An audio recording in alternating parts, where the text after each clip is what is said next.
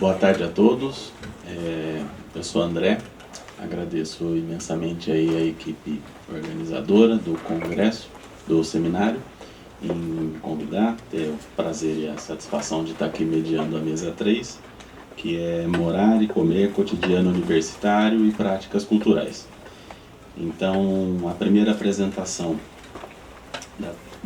desta mesa é do professor Renato Cimbalista, que é livre-docente da FAUSP e diretor de Direitos Humanos e Políticas de Memória, Justiça e Reparação da Pró-Reitoria de Inclusão e Pertencimento da USP. Então, professor Renato, por favor. Boa tarde a todos. Queria novamente agradecer minhas colegas Joana, minha colega Flávia e ao CPC pelo convite em participar aqui desse seminário e também pela oportunidade dada à Pró-Reitoria de Inclusão e Pertencimento de ser uma parceira na organização deste seminário. Espero que vocês tenham gostado da experiência no bandejão, no dia de ontem. Foi bom, estava boa a comida? Ah, legal, muito bom. Muito bom saber, bandejão dos nossos orgulhos. E ontem, para meu orgulho, o próprio bandejão, e ele se transformou na capa e no logotipo desse seminário, e eu acho que isso é uma coisa que é um objeto de muito orgulho para a gente ir transformando os nossos marcos, os nossos referenciais do nosso cotidiano em marcos que são positivos.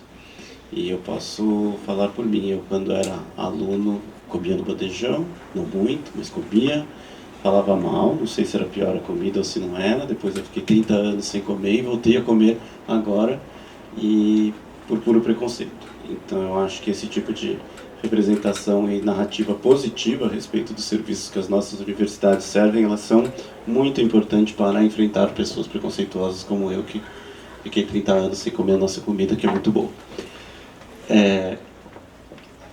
Eu faço parte de uma pró-reitoria. Ontem vocês já estiveram com uma pró-reitora, que foi constituída em 2022. Aqui não vou explicar o organograma da pró-reitoria, só dizer que ela é composta de 5 diretorias, mais uma sexta caixinha, que é o gabinete, que são os apoios técnicos ao gabinete da pró-reitora. E uma dessas pró-reitorias é a pró-reitoria chamada Vida no Campus, que é essa que é uma árvore de Natal cheia de serviços que ela oferece. O bandejão, a moradia estudantil, as creches, então são serviços diretos. Outras diretorias, como a minha diretoria, intitulada Diretoria de Direitos Humanos e Políticas de Memória, Justiça e Reparação, são diretorias que não prestam serviços diretos à universidade, e sim se articulam com as outras diretorias da Pró-Reitoria e com outros órgãos e outras partes da universidade para afirmar as suas políticas. E isto é um desenho que me parece muito oportuno e muito interessante, porque coloca a Pró-Reitoria e as diretorias em uma necessidade de fazer articulações que são articulações que nós gostamos de entender como articulações estratégicas e não apenas prestações de serviços para a universidade ou compensações ou mitigações. Então, exemplos daquilo que a gente tem feito, todos eles têm a ver com o patrimônio universitário de alguma forma. Nós fizemos pela primeira vez um edital de apoio a pesquisadores indígenas no ano passado. Temos 4 projetos de pesquisadores indígenas. Pela primeira vez é um edital fechado para pesquisadores indígenas e não para pesquisadores que trabalham com indígenas. Eu trabalho com indígenas. Nós preferimos não gastar todo o dinheiro. A gente tinha dinheiro para 15 a 20 projetos, só aprovamos 4, porque esta foi a demanda de gente qualificada. Nós preferimos fazer isso do que abrir para pesquisadores não indígenas que trabalham com objeto indígena. Não é esta a ideia. E há 2 semanas atrás apoiamos um seminário Presença e Ausência Indígena na USP, que também trata de como aprofundar a presença indígena aqui na universidade e enfrentar a ausência dos indígenas.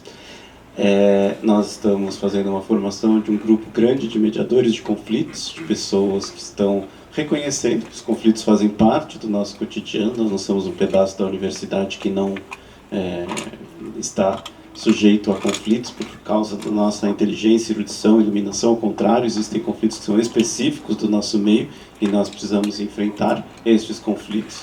E até porque o conflito não é necessariamente uma coisa ruim, ele é inevitável, mas ele só não precisa virar violência.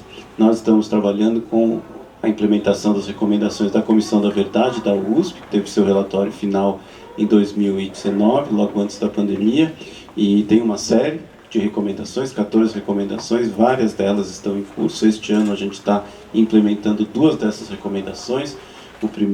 A recomendação número 8, que é o restauro e inclusão de novos nomes no monumento às vítimas da ditadura na Praça do Relógio. Estamos fazendo esse restauro.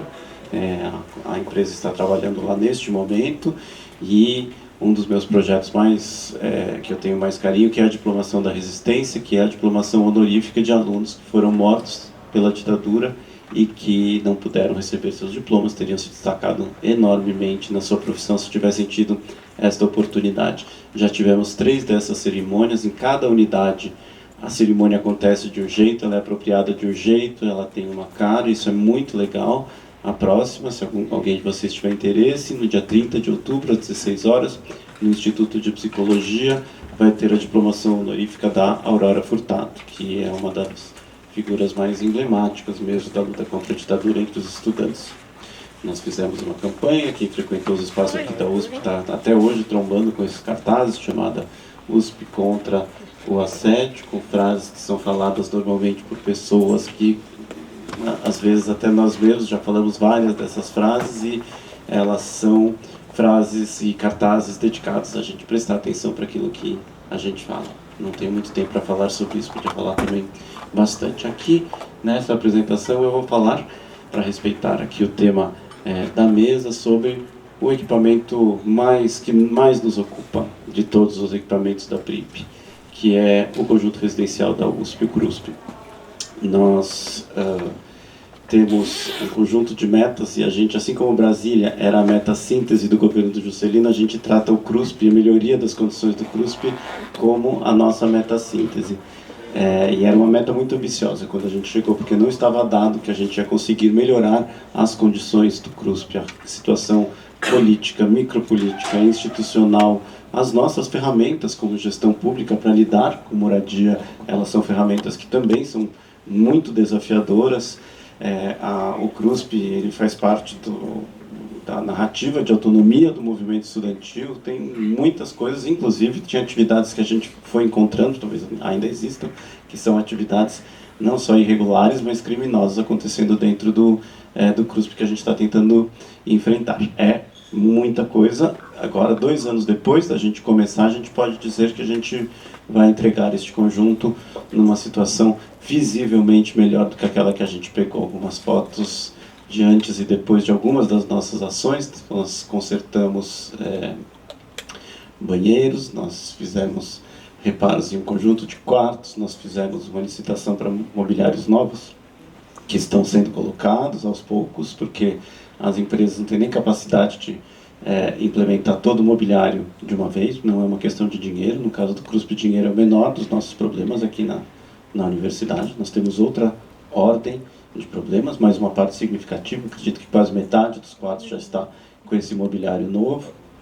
Nós temos uma lavanderia nova, incrível, maravilhosa, com máquinas muito legais. Nós temos cozinhas que estão melhores, mas como vocês podem ver, elas não estão perfeitas ainda. A nossa estratégia é sempre muito incremental. Nós fizemos uma licitação e compramos colchões novos para todos os moradores. Agora o colchão ele está tombado, patrimonializado em nome do morador. Então, agora 2 anos depois da gente começar, a gente pode falar que nós estamos confiantes que nós vamos cumprir de uma maneira muito legal com essa meta síntese da nossa gestão, que é melhorar significativamente as condições de moradia do CRUSP. Eu fui desafiado aqui por essa mesa. Eu sou um gestor que faz parte da gestão do CRUSP, em articulação com a diretoria da Vida no Campus, que faz a gestão cotidiana do CRUSP, e eu não escrevi, aliás, escrevi um texto sobre o CRUSP, mas eu não sou um pesquisador sobre o CRUSP. Então, a partir do meu lugar de gestão, que eu vejo como um lugar muito interessante e privilegiado mesmo, porque dá acesso a um conjunto de questões, e se a gente olha o trabalho de gestão como um trabalho de construção de conhecimento, que ele é isso, ele não é simplesmente uma burocracia, a gente consegue olhar de uma maneira muito interessante, muito estimulante para as imagens que nós temos consolidadas a respeito do CRUSP. Então vou falar rapidamente, porque eu não tenho tempo para fazer mais do que isso, sobre algumas das interpretações sobre o CRUSP, que são interpretações que são muito prevalentes, que são aquelas que circulam, né? A ideia de que foi, do ponto de vista edilício, da sua edificação, a primeira experiência de pré-fabricação em grande porte no Brasil, a ideia de que o projeto inicial do CRUSP foi descaracterizado por incompletudes, ocupações de térreos e de pátios, desconstrução de prédios, a ideia de que o CRUSP ele recebeu 2 ondas de ocupação estudantil por iniciativa dos estudantes em 65, depois brutalmente evacuado em 1968 e depois novamente ocupado em 1979. Então, uma imagem de que a universidade nunca quis o CRUSP e que a ocupação se deu à força. A ideia de que o CRUSP é um espaço essencialmente de resistência, autonomia e autogestão, e é impressionante. Uma pesquisa bibliográfica, deem um Google Scholar e pesquisem na base que vocês quiserem CRUSP e vocês vão ver. Quase todos os artigos trabalham nessa perspectiva, o CRUSP como um lugar de identidade, resistência, autonomia e autogestão estudantil, uma carga ideológica muito grande, e um lugar de omissão, descaso e autoritarismo da gestão central da USP. Todas estas 5 quase verdades a respeito do CRUSP, agora, depois de 2 anos de gestão nesse território, eu posso dizer que elas podem ser intensamente problematizadas. Elas não são mentirosas, mas elas são recortes muito específicos da história do CRUSP e todas elas podem ser profundamente problematizadas com fontes que estão absolutamente acessíveis para nós, para a gente poder pensar coisas diferentes a respeito do CRUSP. Não significa que eu estou me contrapondo, mas que as histórias do CRUSP elas são muito mais complexas e muito mais ricas do que esta lista de 5 pontos que estão colocados aqui. Eu vou apenas levantar estas questões a respeito de cada um dos pontos. Por exemplo, que o fato de que o CRUSP foi a primeira experiência de pré-fabricação em grande porte no Brasil. Eduardo Knizzi de Mello e a sua equipe, eles estavam estudando, inclusive tinham acabado de falir uma empresa de pré-fabricação e insistiram muito que o CRUSP fosse feito em pré-fabricação. Estávamos em 1962, eu acho, já prestes à inauguração dos Jogos Pan-Americanos, era necessário uma vila pan-americana, uma vila para os atletas, e eles defenderam que a pré-fabricação era uma maneira mais fácil e rápida de se fazer. Mas tem muitas coisas que não são pré-fabricadas. Dos 12 blocos, 6 foram feitos em pré-fabricação. As partes desses prédios que foram feitos em pré-fabricação e não pré-fabricação, elas foram também muito desiguais. Na verdade, nós temos 6 estruturas pré-fabricadas e muitas coisas. Por exemplo, em 1986, ou seja, mais de 20 anos da primeira construção, esse documentário Experiência Cruspiana de Nilson Couto está mostrando que tinha prédios que não estavam completos ainda. Ou então, em 2010 foi construído o bloco A1, um bloco novo, do qual a gente fala muito pouco, inclusive ele confunde muito a gente, me confundiu bastante. Quantos blocos são? Demoliram 3, mas e esse que apareceu em 2010, quase 50 anos depois do conjunto começar a ser implementado, a USP decide fazer mais um bloco, chamado bloco A1, e, até onde eu consigo entender, ele foi todo construído de maneira convencional, a partir de um conhecimento adquirido aqui na universidade. Por que abrimos mão da pré-fabricação? Por que fizemos isso de forma convencional? Estamos agora, neste momento, aliás, nessa década, reconstruindo um dos blocos que foi esvaziado, o bloco D. Também tem uma maneira específica que a gente está fazendo essa construção, que é a maneira pela qual a universidade é capaz de fazer as suas construções. Ou seja, tem muito mais do que pré-fabricação. Se a gente fosse construir uma matriz, eu acho que a pré-fabricação foi uma parte pequena do CRUSP. Ela era uma promessa muito grande, ela era uma ideia muito forte, muito interessante. Nós conseguimos interpretar um monte de coisa a partir da ideia da pré-fabricação, mas o CRUSP não é pré-fabricação e acabou. Tem muitas histórias de construção, manutenção e reforma sendo contadas. O segundo ponto, que o projeto foi descaracterizado, né? Ele foi feito como um projeto modernista, 12 blocos interligados por uma marquise, com térreos abertos e pátios livres, e ele foi sendo descaracterizado por uma universidade que não soube aproveitar, uma universidade que não soube reconhecer as qualidades arquitetônicas do conjunto. Eu nem vou discutir se foi ou não foi, mas eu queria simplesmente pontuar, nós já abandonamos há bastante tempo, do ponto de vista da crítica historiográfica, essa ideia de que o projeto era bom e foi descaracterizado. Nós temos aí muita coisa que a gente pode falar sobre isso. O que aconteceu, o que foi construído, porque a ideia da descaracterização, no limite, nos impede enxergar o que tem aí nas colmeias do Teatro Camargo Guarnieri, na Horta, no restaurante universitário, um monte de coisas que foram sendo construídas, não tem nada escrito sobre isso. Nós estamos, de alguma maneira, bloqueados pela ideia de que foi descaracterizado e criando um certo tabu de pesquisa. Estão funcionando? Porque o CUSP não está funcionando exatamente bem. Ele funciona com muitos problemas. Talvez esses edifícios que estão aí no meio do CRUSP estejam funcionando melhores do que o CRUSP. Não vale a pena a gente fazer esse tipo de comparação, pelo menos fazer a pergunta. Eu gosto muito dessa verdade que a gente precisa problematizar demais, né? A universidade não quis ocupar o CRUSP. O CRUSP foi ocupado à força em 1963, acho que foi 64, na verdade, e depois em 1979. Não foi bem assim, foi muito mais complicado do que isso. Em primeiro lugar, se a universidade não desejasse moradia, ela não teria construído moradia no campus. Ela desejou muito. Todos os projetos de campus têm moradias. A universidade desejou, na década de 60, a universidade, o campus estava começando. Foi importante para a USP ter a ideia da moradia. Nem sei se a USP se arrependeu disso, mas que em 1963... foi uma luta grande e uma disputa, e era muito importante para povoar aquele lugar, inclusive a Praça do Relógio, que ia ser um centro cívico, era muito importante. Acabaram os Jogos Pan-Americanos em 1963 e a universidade ela é lenta, ela estava se preparando para ver que tipo de política de moradia ela teria. Só que o tempo institucional e o tempo da carência de moradia estudantil e o tempo político dos estudantes é diferente. A urgência para os estudantes era muito maior e eles fizeram uma primeira pequena ocupação estratégica em um dos blocos, se não me engano foi o bloco A, apenas para estabelecer uma interlocução com a reitoria. E conseguiram estabelecer a interlocução com a reitoria, que foi lá e construiu uma política. Inclusive eram cobrados aluguéis, não foi uma ocupação. Entre 64 e 67 ou 68, pelo menos, os estudantes pagavam aluguel para o CRUSP numa prova, para a USP, numa prova de que isso era uma política universitária. A gente pode até discordar, hoje em dia não paga. Podemos achar que os aluguéis eram caros, como existiram um conjunto de protestos. Mas que ocupação é essa em que o ocupante está pagando aluguel para um terceiro? Inclusive, algumas das disputas por autonomia, a primeira disputa por autonomia estudantil, era uma disputa por dinheiro. Os estudantes queriam que os aluguéis fossem pagos para o movimento estudantil. Eu acho interessantíssimo, maravilhoso, e a gente, só para dizer a riqueza de assuntos que existem. Em 79 é a mesma coisa.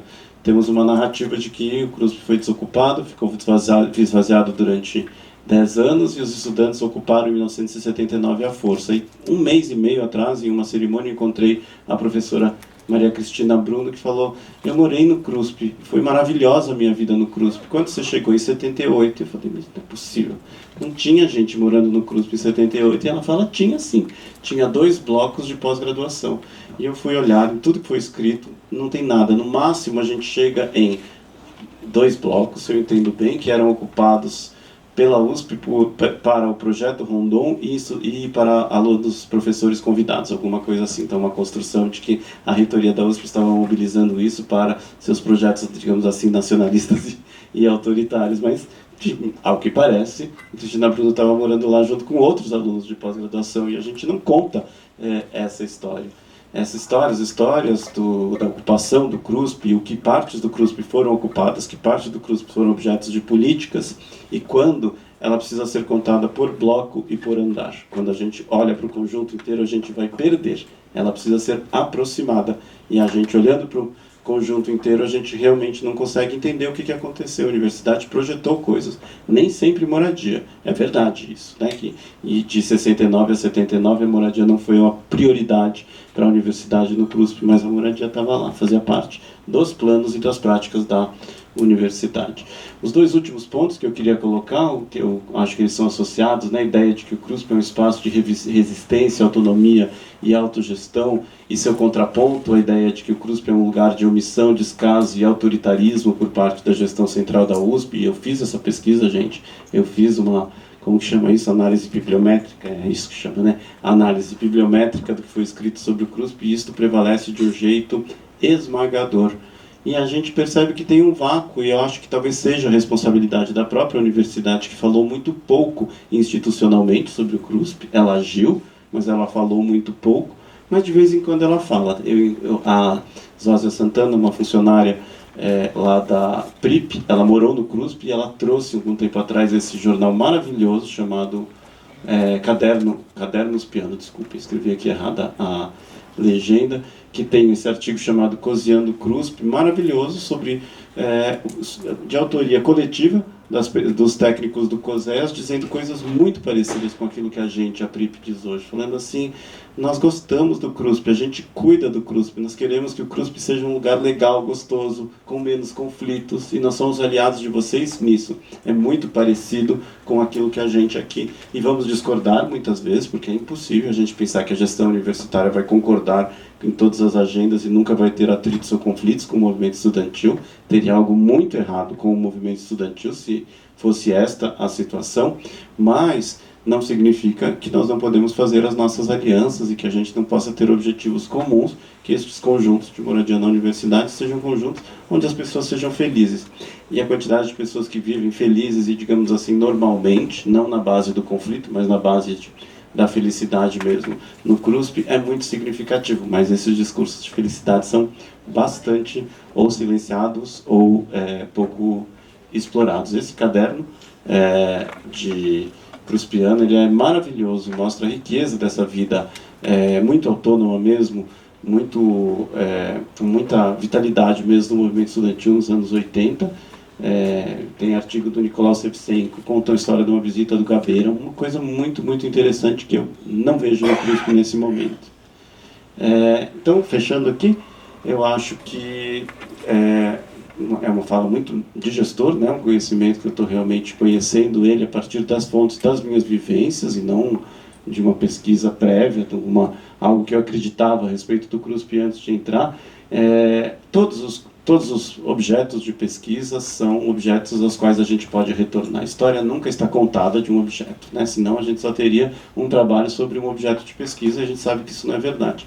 Só que no caso do CRUSP, esta distância entre a história contada e as histórias que podem ser contadas, ela é um abismo gigantesco. São muitas, dezenas, milhares de histórias que poderiam enriquecer as nossas narrativas sobre este conjunto e que, para mim, até um pouco misteriosamente, a gente está sequer tocando, sequer reconhecendo. E mais difícil até de entender o fato dessas fontes estarem muito acessíveis para nós. São fontes universitárias, fazem parte dos nossos arquivos. A gente não tem que ficar pedindo 50 autorizações para fazer isso. São os arquivos da universidade, e é muito história oral, é muito morador, são os nossos professores, são os nossos servidores. Está muito fácil. É aquilo que em inglês se chama de low hanging fruit, mas por algum motivo a gente não tem colhido. Se der tempo ainda, eu só queria... acho que eu não vou conseguir, peraí. Não vou conseguir, mas não tem problema. Tem uma aluna que é moradora do CRUSP e que mora numa favela também em Mauá, e que conta muito a vida dela. É Luana Nascimento. Entre no Instagram dela. Semana passada ela fez uma postagem que foi uma conquista absurda nossa do lado da PRIP. Ela dizendo isso, uma postagem dividida em duas. Primeiro, ela falando da vida dela na favela, mostrando algumas imagens, uma favela em Mauá bastante precária, da qual ela não tem nenhuma vergonha, tem muito orgulho da vida dela na favela, dizendo: me falaram muito que a USP não era para mim, que não era um lugar onde eu poderia estudar, onde eu poderia almejar. Por sorte, eu não ouvi isso, e eu entrei na USP e eu mereço a USP. E aí, a segunda parte do vídeo, ela estava mostrando aquilo que tem de bacana na USP, né? Biblioteca Mindre, um monte de coisas. E a primeira ou segunda imagem é o quarto dela no CRUSP, o bandejão, e foi a primeira vez que a gente viu as representações dos nossos equipamentos na parte, digamos assim, iluminada da USP, porque normalmente as representações eram divididas em dois. Olha como a USP é chique, olha como ela é bacana, e olha como ela trata mal os seus moradores. Aí uma imagem do CRUSP caindo aos pedaços, uma imagem de precariedade, o que não significa que essas imagens não existam mais. Elas existem, mas a gente está conseguindo enfrentá-las e construir narrativas de contraponto a elas. Obrigado, gente. Muito obrigado, professor Renato. Nós vamos continuar com as apresentações, depois a gente faz o bloco de perguntas ao final. Então agora eu convido o professor Éder Cláudio Mota, que é professor visitante no programa de pós-graduação em Sociologia e no programa de pós-graduação em Antropologia da Universidade Federal de Sergipe. Bom, boa tarde a todos e todas. Uma grande satisfação poder estar aqui com vocês, né, participando do terceiro seminário do Patrimônio Cultural Universitário. Quero muito agradecer à comissão organizadora pelo convite. Foi uma grande honra poder receber esse convite e estar aqui com vocês hoje. E desde que eu recebi esse convite para participar do evento, eu fui tomado por reflexões acerca do estado da arte das minhas pesquisas sobre Ouro Preto. E eu confesso que já faz um tempo que eu não venho pesquisando Ouro Preto como principal referente empírico de minhas pesquisas sobre cidades, né, da área de sociologia urbana. Mas após isso eu passei a refletir bastante e estive a pensar sobre o que poderia apresentar aqui para vocês hoje, né? Assim, como poderia melhor apresentar essa trajetória de pesquisa que se inicia no meu mestrado em Sociologia ainda pela UFS e que depois se tornou secundária durante o meu processo de doutorado, porque eu dediquei a atenção à cidade do Rio de Janeiro, quando eu fui estudar políticas de patrimonialização, paisagens culturais e gentrificação. No caso de Ouro Preto, eu estava estudando 3 outras áreas da sociologia, que são juventudes, consumo cultural e também o patrimônio histórico-cultural. Então, foi essas 2 linhas de atuação, em verdade, se encontram hoje através de um projeto chamado Habitar, Centros Históricos em Perspectiva Comparada, aprovado pelo CNPq há 2 anos, o qual eu faço parte do grupo, né? E com esse grupo passamos então, ao invés de tornar uma cidade secundária, elas passam a ser estudadas de forma comparativa, tentando entender em que medida os centros históricos eles convergem e também dialogam com outras áreas da cidade, né, para tentar entender a vitalidade dos centros históricos, as formas de habitar, de apropriação do uso dos espaços e tudo mais. Bom, e minha incursão nessas áreas culminou, principalmente no caso durante o mestrado, culminou no interesse pelas repúblicas estudantis de Ouro Preto. Foi assim que eu iniciei a trajetória de pesquisa sobre as sociabilidades estudantis e também os modos de habitar a casa. No caso da cidade de Ouro Preto, além do seu patrimônio histórico-cultural reconhecido mundialmente pela Unesco desde 1980, existe não oficialmente um outro patrimônio cultural que, a meu ver, deveria ser reconhecido, né, oficialmente pelo próprio IPHAN, que é os modos de vida das repúblicas estudantis. Isso, para mim, na minha opinião, é um patrimônio cultural vivo e dinâmico, que merece toda a atenção desses órgãos. Bom, estamos falando de Ouro Preto, né? Então estamos falando do conjunto urbanístico, arquitetônico e urbanístico de Ouro Preto, que é exemplo de outras cidades também que fazem parte da lista do patrimônio da Unesco, como Salvador, Olinda, Diamantina, entre outras. Ela está entre os sítios que representam o período colonial brasileiro. Estes sítios são representados como símbolos da identidade nacional, através de sua prestigiada monumentalidade arquitetônica. O diferencial, no caso de Ouro Preto, em relação a essas outras cidades, e de muitas outras também, é justamente o seu vasto, dentro do seu sítio tombado, é o seu vasto patrimônio universitário, o que serve de pano de fundo para se analisar, pesquisar e também vivenciar essa rica experiência que é de viver em repúblicas estudantis. No caso de Ouro Preto, é considerado o maior número de repúblicas, né, do país. Quando eu fiz a pesquisa, existiam em torno de 444 repúblicas, sendo dessas 64 federais e as demais particulares. Hoje em dia existem 59 repúblicas federais. Algumas foram desativadas, não sei se em decorrência da pandemia ou de outros fatores, mas pode ser fatores ilegais. Tá? Então, vamos entender como surgem também, né, as repúblicas nessa cidade. Ouro Preto se tornou conhecida como Cidade das Repúblicas, por abrigar esse maior conjunto de repúblicas estudantis, desde o final do século XIX, principalmente quando ocorreu a fundação da Escola de Minas de Ouro Preto em 1876 e também a transferência da capital mineira da província de Minas, na época, para Belo Horizonte, em 1897. Isso fez com que ocorresse um esvaziamento populacional, com a migração de funcionários públicos, militares, comerciantes, famílias tradicionais, que acabaram por abandonar seus imóveis. Os antigos sobrados, como esses aí que vocês estão vendo aí nas imagens. Aqui temos a República Aquários, a outra eu não consigo ler, eu não lembro o nome dela. Ninho do Amor. Ah, aqui é ela, Ninho do Amor. O Otávio ali conhece bastante, até mais do que eu. Morei na Aquários, que é aquela do lado. Maravilha, Aquários está aqui, né? Aqui é o símbolo da República Aquários. E tem mais uma também que dá para perceber aqui, aliás, não, é essa aqui mesmo. Bom, em decorrência disso, muitos estudantes se apropriaram desses casarios abandonados, o que possibilitou também, em certa medida, a conservação dessas casas, muito antes da atuação do IPHAN. Quando o IPHAN começa o seu programa de intervenção em Ouro Preto, muitos estudantes já habitavam essas casas.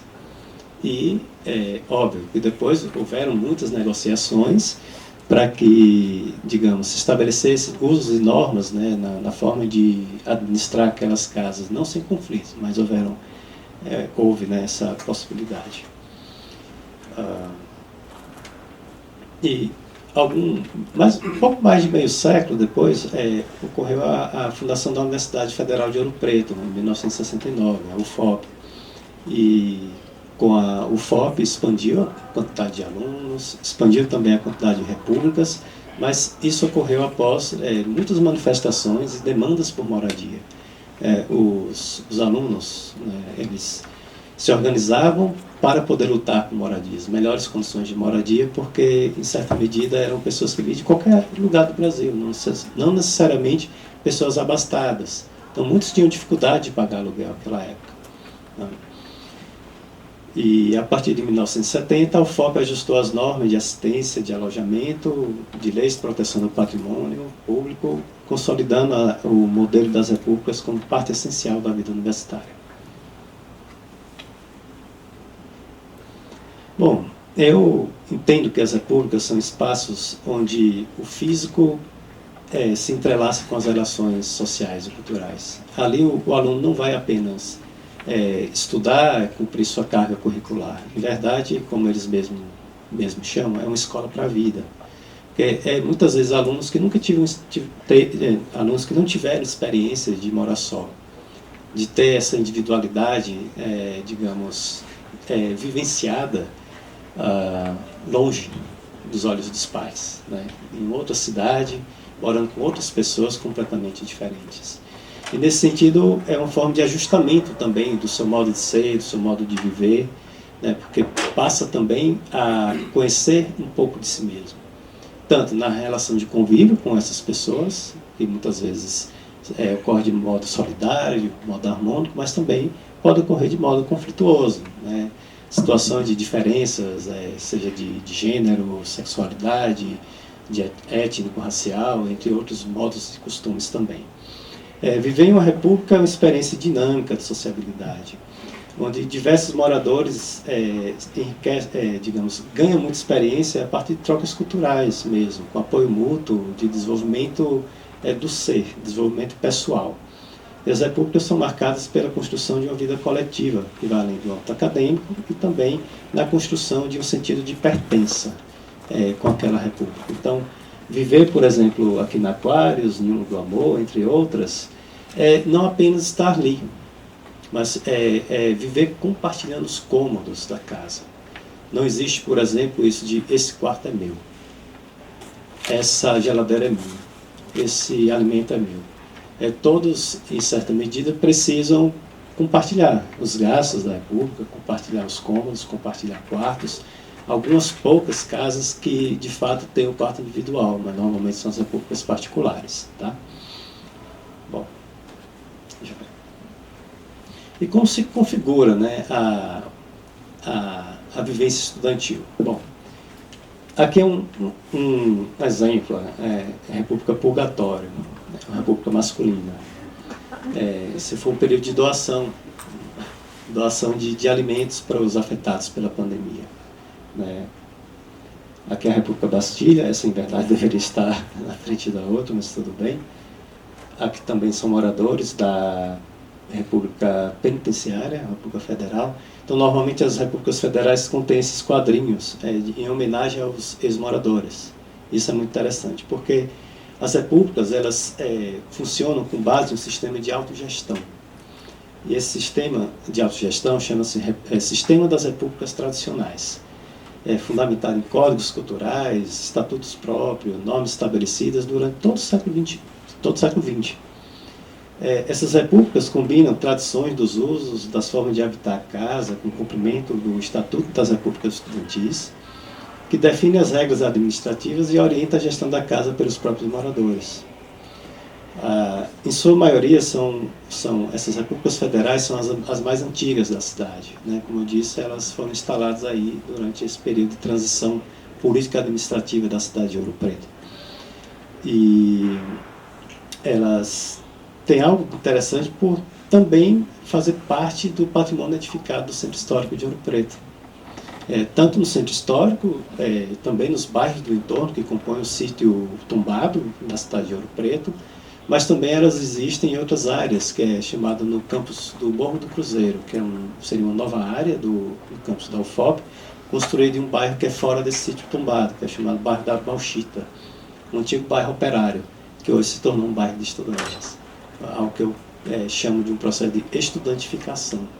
É algo semelhante ao neologismo, né, no termo de gentrificação, mas com características diferentes, porque em certa medida os antigos moradores saem, eles não são removidos, mas eles saem para poder alugar as suas casas para os novos moradores, que seriam esses estudantes, e passam a oferecer serviços, desde barbearia, supermercado, entre outros serviços que atendem à demanda dos estudantes. As repúblicas particulares também existem e elas são, elas são mais efêmeras, né? Porque elas podem existir de acordo com a demanda, a demanda de procura de casas, né? E a grande maioria não faz parte desse sistema tradicional de república. Porém, a divisão entre repúblicas tradicionais ou não tradicionais, ela se dá mais pela adesão de cada residência federal particular às práticas acadêmicas, né, perpetuada desde a fundação das primeiras repúblicas. Essas práticas, elas são um legado do intercâmbio estudantil entre Brasil e Portugal, na verdade, entre Ouro Preto e a Universidade de Coimbra, ou seja, a UFOP e a Universidade de Coimbra. As repúblicas de Ouro Preto adotaram o que chamam de praxis acadêmica. Seria uma forma de autogestão das casas que envolve hierarquia, a própria autogestão, rituais de admissão dos calouros, associativismo, símbolos, elementos sonoros, linguagens, adereços, tudo que elas adotam, em certa medida, para poder criar sua identidade própria, vamos assim dizer. E essas práticas, elas vêm sendo contestadas atualmente. Principalmente o ritual de admissão dos calouros, que é chamado período de batalha, que é uma espécie de trote que ocorreria de 3 a 6 meses, em que o calouro ele precisa se adequar ao modo de vida da casa, mas também às normas, ao zelo com a casa, tem interesse em conviver com os antigos moradores, não podendo apenas enaltecer a sua individualidade. Ele precisa viver em coletividade. Isso é o que faria a diferença para estarem, digamos, juntos, né, compartilhando os lugares da casa. Aqui é um dos cômodos, né? A sala da República Castelo dos Nobres, desses locais. Assim, uma coisa também interessante é que em 2018, mais ou menos, eu dei um parecer para o Ministério Público de Minas Gerais acerca dos trotes. E eles recomendavam o fim das batalhas. Eu fui na direção contrária. Eu recomendei a readequação das batalhas, pensando-se tanto no respeito mútuo, né, pensando na diversidade sociocultural, entre outros aspectos, bem como também as práticas de coabitação. Isso exigiria, claro, maiores esforços, né, de gerência ali daquelas casas, mas no sentido de permanecer essa tradição, mas que ela fosse ressignificada para que não houvesse, por exemplo, trotes que prejudicassem, né, a vida psíquica daquele estudante que estava ali chegando. Bom, então a socialização se torna um método de inserção do novato na casa, né? Ele precisa compartilhar os estilos de vida de cada um, que será avaliado pelos demais moradores. Ou seja, se você não se adequa ao modo, a convivência cotidiana, a dividir um quarto, por exemplo, com uma pessoa que você possa ter até diferenças ideológicas, políticas, enfim, de várias naturezas, mas que ao menos pudesse compartilhar aquele espaço. Isso é muito importante. E a gente sabe que na vida universitária essa dinâmica da diferença se enaltece, né? Cada vez mais. Aqui é um lavabo, cozinha, e as cozinhas das repúblicas antigas, elas possuem bons equipamentos, como fogão industrial, está ali no cantinho, acho que eu tenho outra foto que demonstra isso, não está aqui, mas é uma área equipada pela própria FOP, e algumas dessas repúblicas possuem o que chamam de comadre, que é uma pessoa que vai lá fazer a limpeza, não sei se faz almoço, o Otávio pode confirmar isso. Não, algumas a comadre faz o almoço, na minha ela faz almoço todos os dias da semana, com exceção de terça, que ela vai lavar os banheiros. Existe. É R$7 a refeição. Olha só, é acessível para o aluno. Ele não paga para morar e ainda tem essa acessibilidade. Bom, existem outros aspectos que eu acho que vale a pena aqui mencionar. Aqui compartilhamento de contas, né, chamada Dolorosa, da República Castelo dos Nobres, né, isso aqui é um documento bem antigo, achei muito interessante. Eu retirei de um livro que eles mesmos produziram sobre a República, né. Aqui seriam as tarefas nesse caso, dos calouros, que são chamados de bichos. O calouro é o bicho. E cada pessoa que entra lá, ele ganha um apelido. Muitas vezes pelas características físicas ou culturais, enfim, são vários aspectos que levam a pessoa a receber um apelido, né? Aqui eu não sei se dá para ver. Dá, talvez sim. Aí tem os apelidos das pessoas aqui. Tem Cabra da Peste, Cena, Popa, Gordinho, Souvenir, Espacial, Joiminho Carteiro. Então, tem nomes e nomes. São formas de identificar cada pessoa e também de compartilhar, digamos, suas diferenças, né? Em verdade, são suas diferenças reconhecidas através desse apelido, né? Então, diversos cursos, né, que compreendem a mesma casa, a maioria aqui no caso de engenharia civil e uma pessoa do direito. E aqui estão os alunos. No caso é uma república masculina, né? Lembrando que em Ouro Preto nós temos repúblicas masculinas, femininas e algumas são mistas, tá? É uma forma também de proteção à privacidade, principalmente no caso das mulheres. Aqui é uma república feminina, ela é particular, chamada Indignação. É um panfleto, né, para divulgar a república. Os cômodos, você já percebe que são diferentes, né? Está numa casa de padrão moderno, diria assim. Outra república chamada Além da Lenda. E aqui ela traz uma informação interessante, né? Que é dizer, sem trotes. Então, a pessoa entra lá sabendo que não ocorrerá trotes. O que é que ocorre? Nos últimos anos, tem se noticiado os trotes como algo muito negativo em Ouro Preto. E muitos estudantes desistiam de permanecer nas repúblicas federais, com receio dos trotes, pela divulgação negativa dos mesmos. Parece que o impacto é o lado negativo, mas existem muitas coisas interessantes nos trotes, como os trotes solidários, por exemplo. Então, eu entendo que é uma questão de ajuste mais de conduta do que necessariamente de proibição de que ele venha a ocorrer. Bom, e para ir também aqui finalizando minha exposição, já chegou sim? Ok. Muitas repúblicas possuem diversos cômodos, como eu falei, né? Desde os cômodos comuns da casa, mas também tem bibliotecas, salas de estudos, sala de informática, tem áreas de lazer, áreas de socialização, né, com os mais diferentes alunos da universidade, mas também tem áreas festivas. Isso aqui, por exemplo, é a boate da República Aquários, que fica no porão da República. Eu participei, inclusive, de algumas festas aí nessa boate. Muito interessante, muito bem equipada, por sinal. E aí eles fazem todo um ajuste na casa, que é antiga, inclusive para proteger a fiação elétrica da casa. Então, isso é interessante. Que é a boate da República Castelo dos Nobres, também. Interessante. Dá para perceber a estrutura de cal e pedra, né, que existe nessa república. Aqui é o Carnaval de Ouro Preto, que também as repúblicas participam ativamente com blocos de carnaval, tocando marchinhas tradicionais, fazem desfiles por toda a cidade. Então, de certo modo, eles estimulam a divulgação do Carnaval de Ouro Preto, fazem parte da rede de apoio desse carnaval. Aqui é um dos trotes, né? O trote existe também com o uso de placas de identificação, e que o aluno que chega, ele ganha o seu apelido e esse apelido consta nessa placa.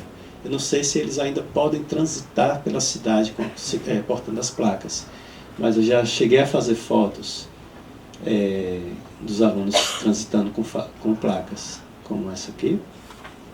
E essa aqui, que é a minha foto mais badalada, está em quase todos os meus artigos. Acho que esse aluno deve me detestar por estar sendo exposto assim, de forma tão constante, mas ele permitiu a autorização. Aqui um dos símbolos.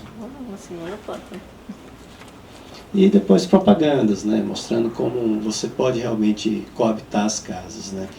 Então, eu entendo que essas repúblicas, elas realmente são espaços vividos, experimentados pelos estudantes. Possuem uma estrutura que parece, no primeiro momento, complexa, mas ela só é compreendida no dia a dia, vivenciando os espaços, tanto acadêmicos como da própria república. E boa parte das práticas, né, que as repúblicas dominam, elas propagam também para os espaços públicos da cidade de Ouro Preto. Notou que as placas, elas fizeram parte de um certo chamado turismo estudantil. Em certa medida, chama a atenção de quem vai ali visitar e abre aquela curiosidade, entendeu? Posso conhecer sua república? Foi mais ou menos assim que eu também estabeleci o meu foco para as repúblicas, que antes o meu foco era puramente o patrimônio histórico, patrimônio religioso, museus, etc., e foi redirecionando meu estudo para as repúblicas depois do primeiro contato com um desses alunos transitando na cidade. Bom, já estou para finalizar, então quero dizer que ver uma república, além de tudo, é uma simples escolha. Aliás, não é uma simples escolha, é um desafio que envolve coabitar com as mais diferentes pessoas, criando um espaço de compartilhamento de identidades e estilos de vida. Este convívio se estende para além dos limites da casa, refletindo-se na inserção dos estudantes na vida da cidade, onde experiências comuns são compartilhadas diariamente. Então é isso que eu queria passar das minhas pesquisas. Espero que vocês tenham gostado dessa apresentação, gente. Muito obrigado.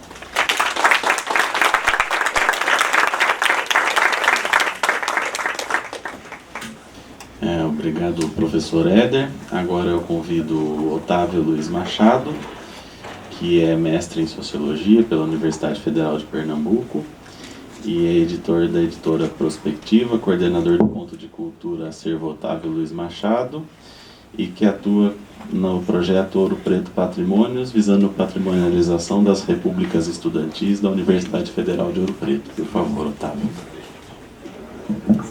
Só vou começar, enquanto abre aqui o slide. Primeiro, agradecer imensamente a USP, através do CPC, pela oportunidade da gente dialogar e da gente trocar experiências sobre algo assim tão impactante na vida de quem está e de quem esteve na universidade.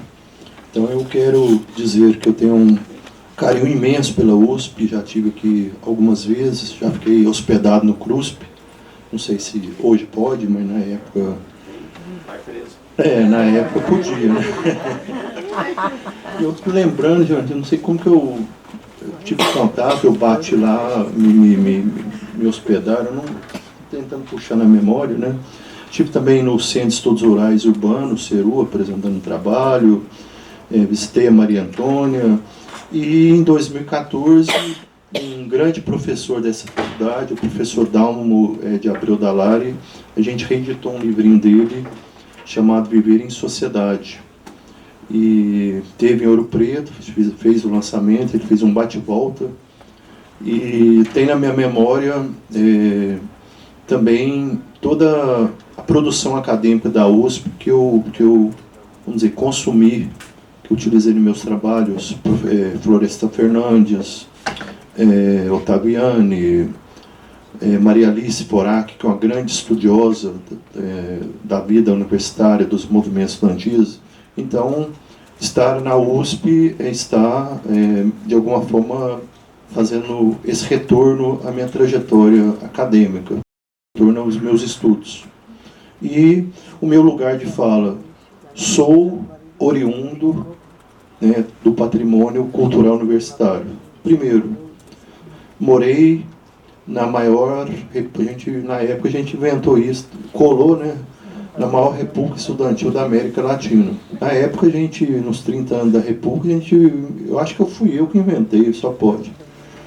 E quando eu vou lá, eu estou ali na porta, passo o povo mostrando, não, olha, aqui é a maior república da América Latina, pegou, né, que legal. Essa é a nossa bandeira, gente.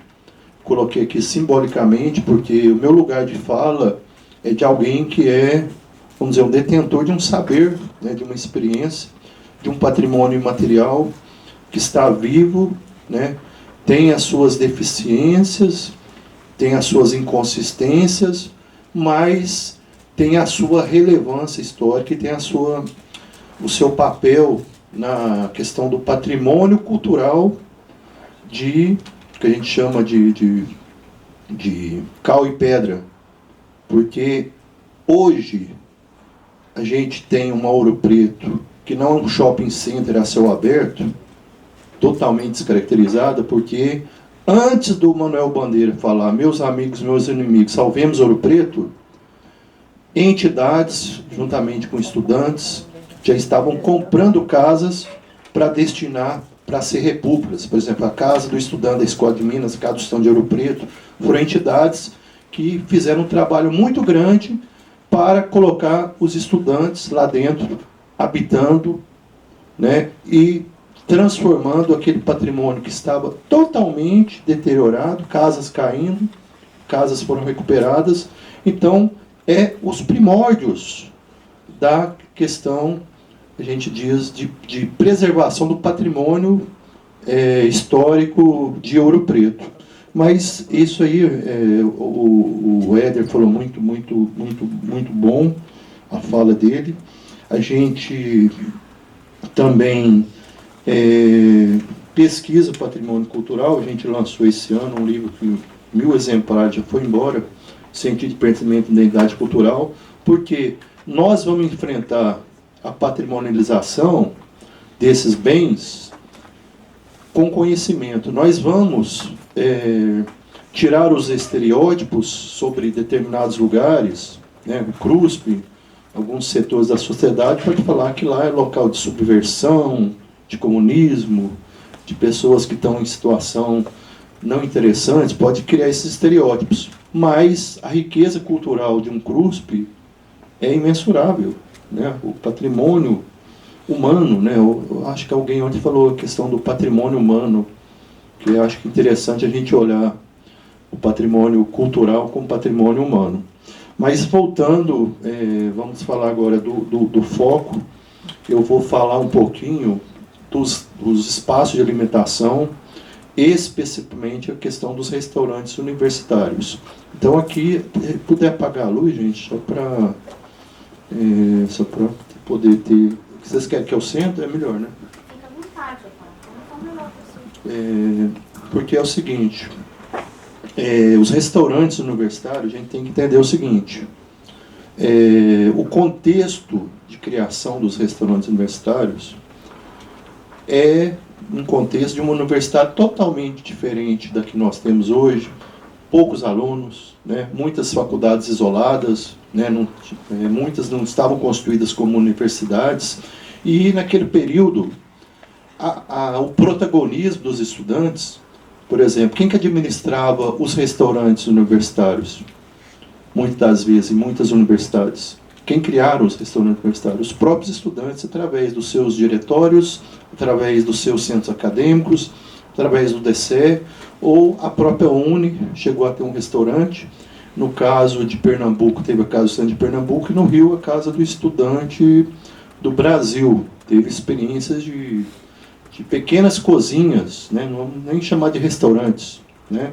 Então, a minha fala, a foto inicial é a comemoração dos 25 anos do restaurante da Escola de Minas de Ouro Preto. Uma data importante, um marco ali para a região principalmente de Ouro Preto e Belo Horizonte, porque universidade, gente, infelizmente, né, o contexto era esse, nós vivíamos uma época que a Universidade do Brasil concentrava muitas universidades, e a Ouro Preto estava ligada à Universidade do Brasil, lá no Rio de Janeiro, imagina, não sei, 400 quilômetros, eu não lembro agora a distância. Então os estudantes tinham essa dificuldade de ter o seu próprio espaço, né? E eles iam ao Rio de Janeiro e viam lá tem um restaurante, né? Então eles inspiraram para construir essa política pública que eu vou tentar destrinchar para vocês, para mostrar. É só passar aqui, né, gente? Dando o enter. Então, só para a gente dizer o seguinte, que a política que hoje que a gente chama de assistência estudantil, naquela época não tinha esse nome, né? Ela é uma política pública, principalmente a questão da moradia e a questão da alimentação, uma política, vamos dizer, que foi gestada, né, foi produzida dentro dos espaços universitários, das entidades universitárias. Então a gente tem que entender o seguinte, o modo de viver universitário, essa construção dessa identidade cultural, estou fazendo algumas perguntas, né? Mas ela tem uma importância, ela tem um estilo próprio de vida, de interação, e ela tem uma continuidade histórica. Eu já estou respondendo as perguntas, né? Porque ali é só para ilustrar. Então, quero dizer o seguinte, a gente tem, pelo menos nos dados que eu coletei, gente, eu pesquisei nacionalmente. Fiz uma pesquisa nacional sobre movimentos estudantis. Entrevistei gente, assim, vocês não imaginam, foi praticamente em várias universidades, em várias regiões. E eu consegui identificar o seguinte, o assunto moradia estudantil, a partir dos anos 30, começa a aparecer. As universidades começam, quantos minutos? 10 minutos, então posso acelerar. Então as universidades, os estudantes, os movimentos estudantis já pautavam essa questão da moradia, de ter suas próprias moradias, a partir dos anos 30. Muitas vão conseguir nos anos 50, 60, 70, as suas próprias residências, mas fruto de muito movimento, de muita luta, muita construção coletiva, né? E a alimentação, na verdade, ali, eu errei, gente, anos 50. Por que anos 50? Os primeiros restaurantes que eu identifiquei, a gente começa nos anos 50. Já existia na sede da ONU no Rio de Janeiro uma cozinha, uma coisa muito simplificada, que é na Casa Estudante de Pernambuco, né, que é uma casa que funciona desde os anos 30, mas não é o que nós temos como restaurante universitário. Era algo muito improvisado e muito pequeno. Atendia uma parcela ínfima dos estudantes. Então, a gente tem que entender o seguinte, já são quase, né, ainda falta um bocadinho para um século, mas já estou antecipando, quase um século que esse tema, moradia e alimentação, é pautado pelos estudantes. É mais de um século que isso é tratado e defendido como parte da preocupação dos estudantes. Então a gente tem que perceber o seguinte, nós estamos falando de formas de expressão, nós estamos falando de grupos que se manifestam de forma identitária ou social, né, com suas crenças, tradições, história, e isso é transmitido de geração para geração. Não tem uma entidade estudantil que hoje pauta moradia e alimentação nas suas bandeiras de luta, no nosso quarto programa. Então é um assunto permanente. Então isso é uma forma de expressão da vida universitária, das entidades universitárias. Então isso acaba se tornando um patrimônio cultural porque é um assunto que está cravado, faz parte, dá sentido aos estudantes esse tema. E tem uma história, tem uma trajetória. Muitos que, às vezes, até no primeiro período já sabem histórias do que se passou, né? Então, o Rio de Janeiro, o restaurante Calabouço, nos anos 50, vamos dizer, tem um pioneirismo, era administrado pela UME, né, que é a União Metropolitana dos Estudantes.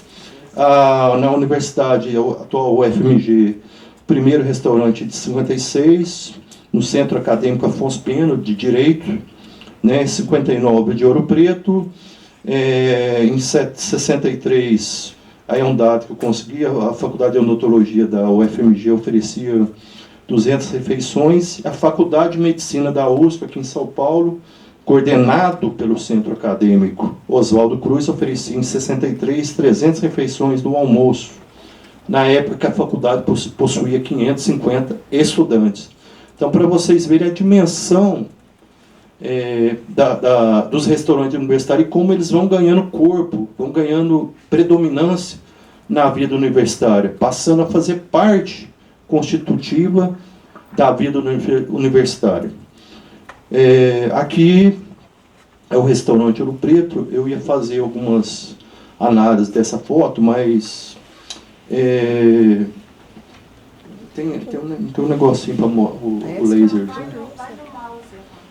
Então aqui, gente, ó, aqui é o restaurante da universidade, o antigo restaurante de Ouro Preto. Foi construído pelos estudantes a parte de baixo e foi restaurado.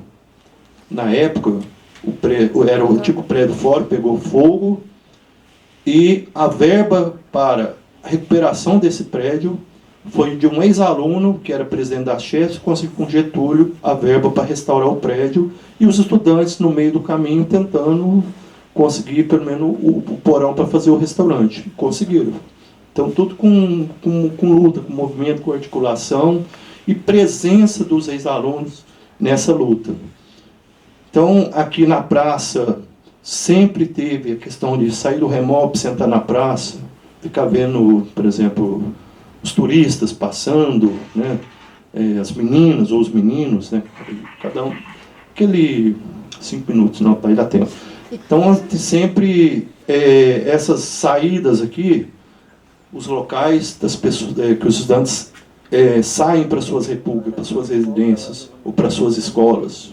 Então isso tem uma grandiosidade muito importante. O trajeto entre a universidade e o restaurante, entre a república e o restaurante, muitas repúblicas vão em grupos de estudantes, vamos dizer, uma forma de você viver a universidade e ter a sua própria mesa, senta na mesma mesa no restaurante. Então isso é uma característica própria, é uma identidade, tem um pertencimento. O restaurante agrega um valor à vida universitária que transforma, né, molda o estudante para ele agir daquela maneira. Então, estamos falando de práticas culturais coletivas, né? Você sentar no restaurante, você pegar a fila, você ter o horário, você ter o cardápio, você ter o pessoal do movimento estudantil reivindicando, está faltando verba, nós não temos isto, o arroz não está legal. Tudo isso mobiliza, né? Acaba sendo pauta do estudante. Então, o caso da UNB, eu vou passar depois, vocês disponibilizam. O professor Paulo Speller, né? Eu entrevistei, ele falou o seguinte: a vida universitária no campus era para valer, no Centro Olímpico, onde morei inicialmente, no restaurante universitário gerenciado pelo Aldo, no campus, bar, vinculado à nossa FELB, né, Federação dos Estudantes Universitários de Brasília, nas atividades esportivas e por aí vai. Então, a vida universitária era muito... Isso é um depoimento, obviamente, dos anos 60, mas a vida universitária sempre foi muito rica de espaços, de locais, de aprendizados, que vai moldando o estudante. Então, o estudante que passa por essa experiência, ele é diferente do estudante que passou por outras experiências. Então, nós estamos dizendo que o modo de vida estudantil, com esses equipamentos, cria uma diferenciação. Tem uma cultura envolvida. Então, é patrimônio. Então, vou passar aqui, gente, infelizmente. Aqui temos alguns restaurantes, vocês vão ver, olha que interessante. Restaurantes improvisados, mas as pessoas estão ali se encontrando, trocando experiências, se politizando, falando da vida do outro, falando da escola, falando dos professores. Então, a vida é muito rica, a vida dentro dos bandejões. Por mais rápido, né, que hoje tem que sair, porque já tem que entrar os próximos, mas é uma referência cultural da universidade. Isso não tem dúvida. Né, professora? Então, passando... essa aqui é interessante, gente. Inclusive, hoje eu vim falar de alimentação, nem almocei, comi um salgado. Mas ali, salgado não é almoço. Isso aqui me chamou a atenção, porque muitas das vezes os estudantes foram penalizados por falta de políticas públicas de assistência estudantil. A pessoa tem que sair de casa, comer um salgado para ir assistir uma aula, não tem condição, né? Como eu tenho uma carga a mais de energia, eu consigo ficar aqui até a tarde só com salgado e o refrigerante. Mas o estudante no dia a dia, como que ele vai pensar, como ele vai estudar, vai refletir? Então, aqui na USP, aliás, essa do lado é da USP Ribeirão Preto. Em 2020 conseguiram o bandejão. Então, como eu disse para vocês, a luta é permanente. Bandejão e moradia é um assunto que perpassa quase um século. É uma expressão cultural universitária. É uma preocupação diária e permanente e há uma centralidade na discussão universitária. Então, é uma expressão cultural. O de caso de Ouro Preto lá pode ser na questão de lugares de memória, lugares de práticas que são exercidas, práticas culturais universitárias. E outras universidades podem ter esses espaços, né? Aí tem toda a questão de ter 75 anos, tem toda essa burocracia, tem que ter 75 anos, tem que ter continuidade histórica, e por aí vai. Então, anos 70, gente, cresceu muito os estudantes e as universidades tiveram que se adaptar, criar campus, etc. e tal. O primeiro restaurante planejado para ser restaurante foi o da UNB em 75. Isso aí vocês acham na internet. Espaço de produção da cultura, né? O Éder falando de trote. O casamento lá no restaurante Universidade de Ouro Preto. Casamento de uma aluna, de um estudante de uma república masculina, de uma república feminina com um estudante da república masculina. E teve toda aquela graça, bater bandeja, gente. Isso faz parte da vida universitária. Finalizar. Pessoal, peço desculpa, foi muito assunto. Então, assim, centralidade da vida estudantil, expressões próprias, né? Não tem como o restaurante não ser algo próprio, algo singular, algo marcante, algo que que constrói memórias, né, de vivências. Eu tinha um vídeo para mostrar um historiador da UFMG, mas não vai dar tempo.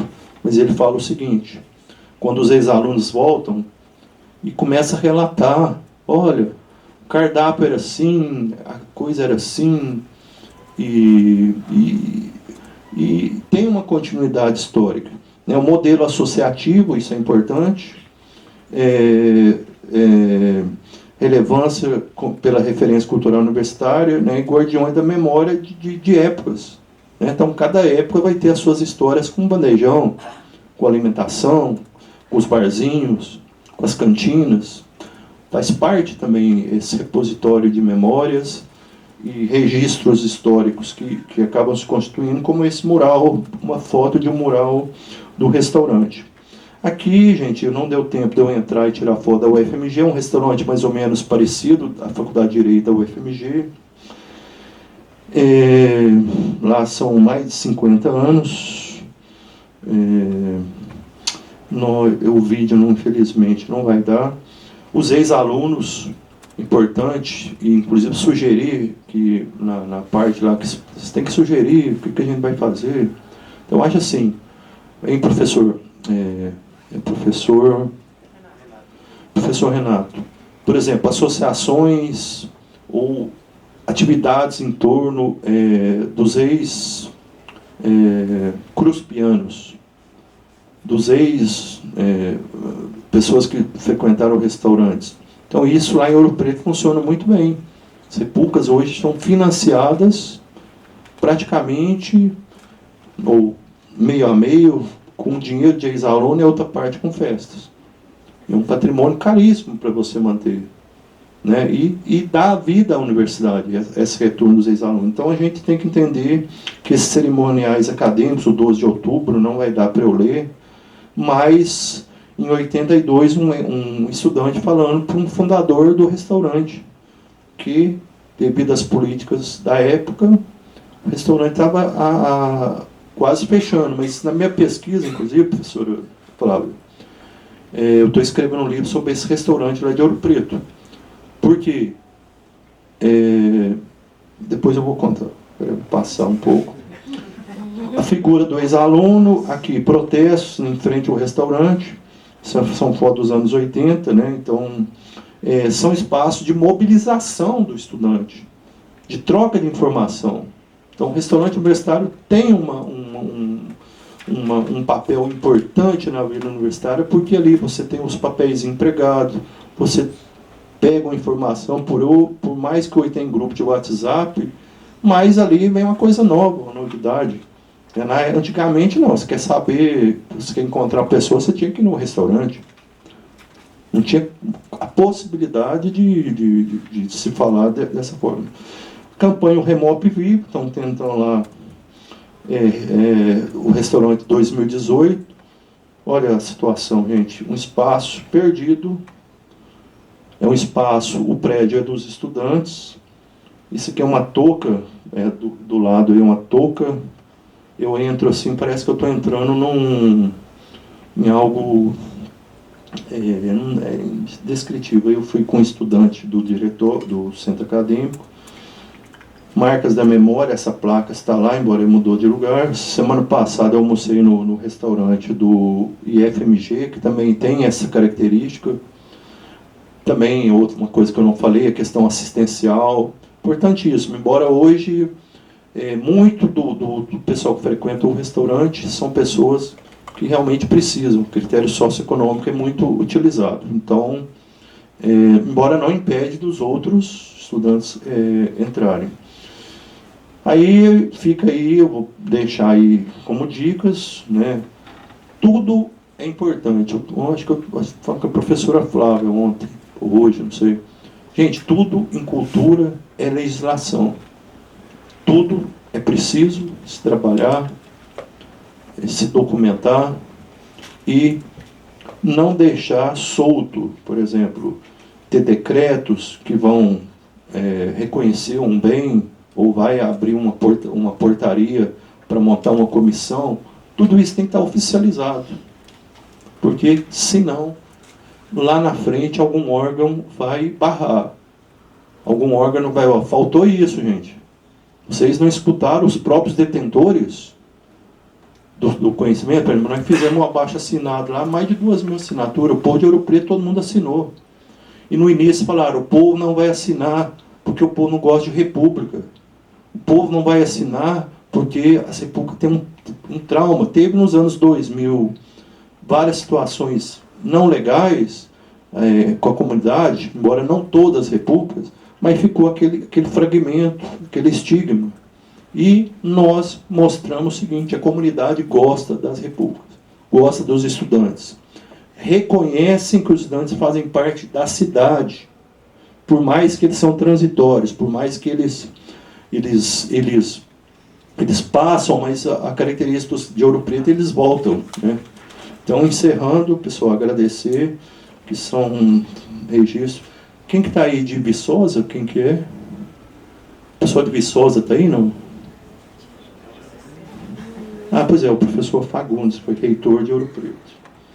É isso, qualquer coisa, estamos à disposição. Desculpa, gente, por ter ultrapassado aí, mas é muita informação para pouco tempo, mas espero ter dado um quadro dessa vida universitária singular, né, e que é patrimônio, é um patrimônio material, no caso desses prédios que tem alguma relevância, patrimônio material, e que merecem ser reconhecidos e tratados como tal. Então, obrigado e vamos adiante.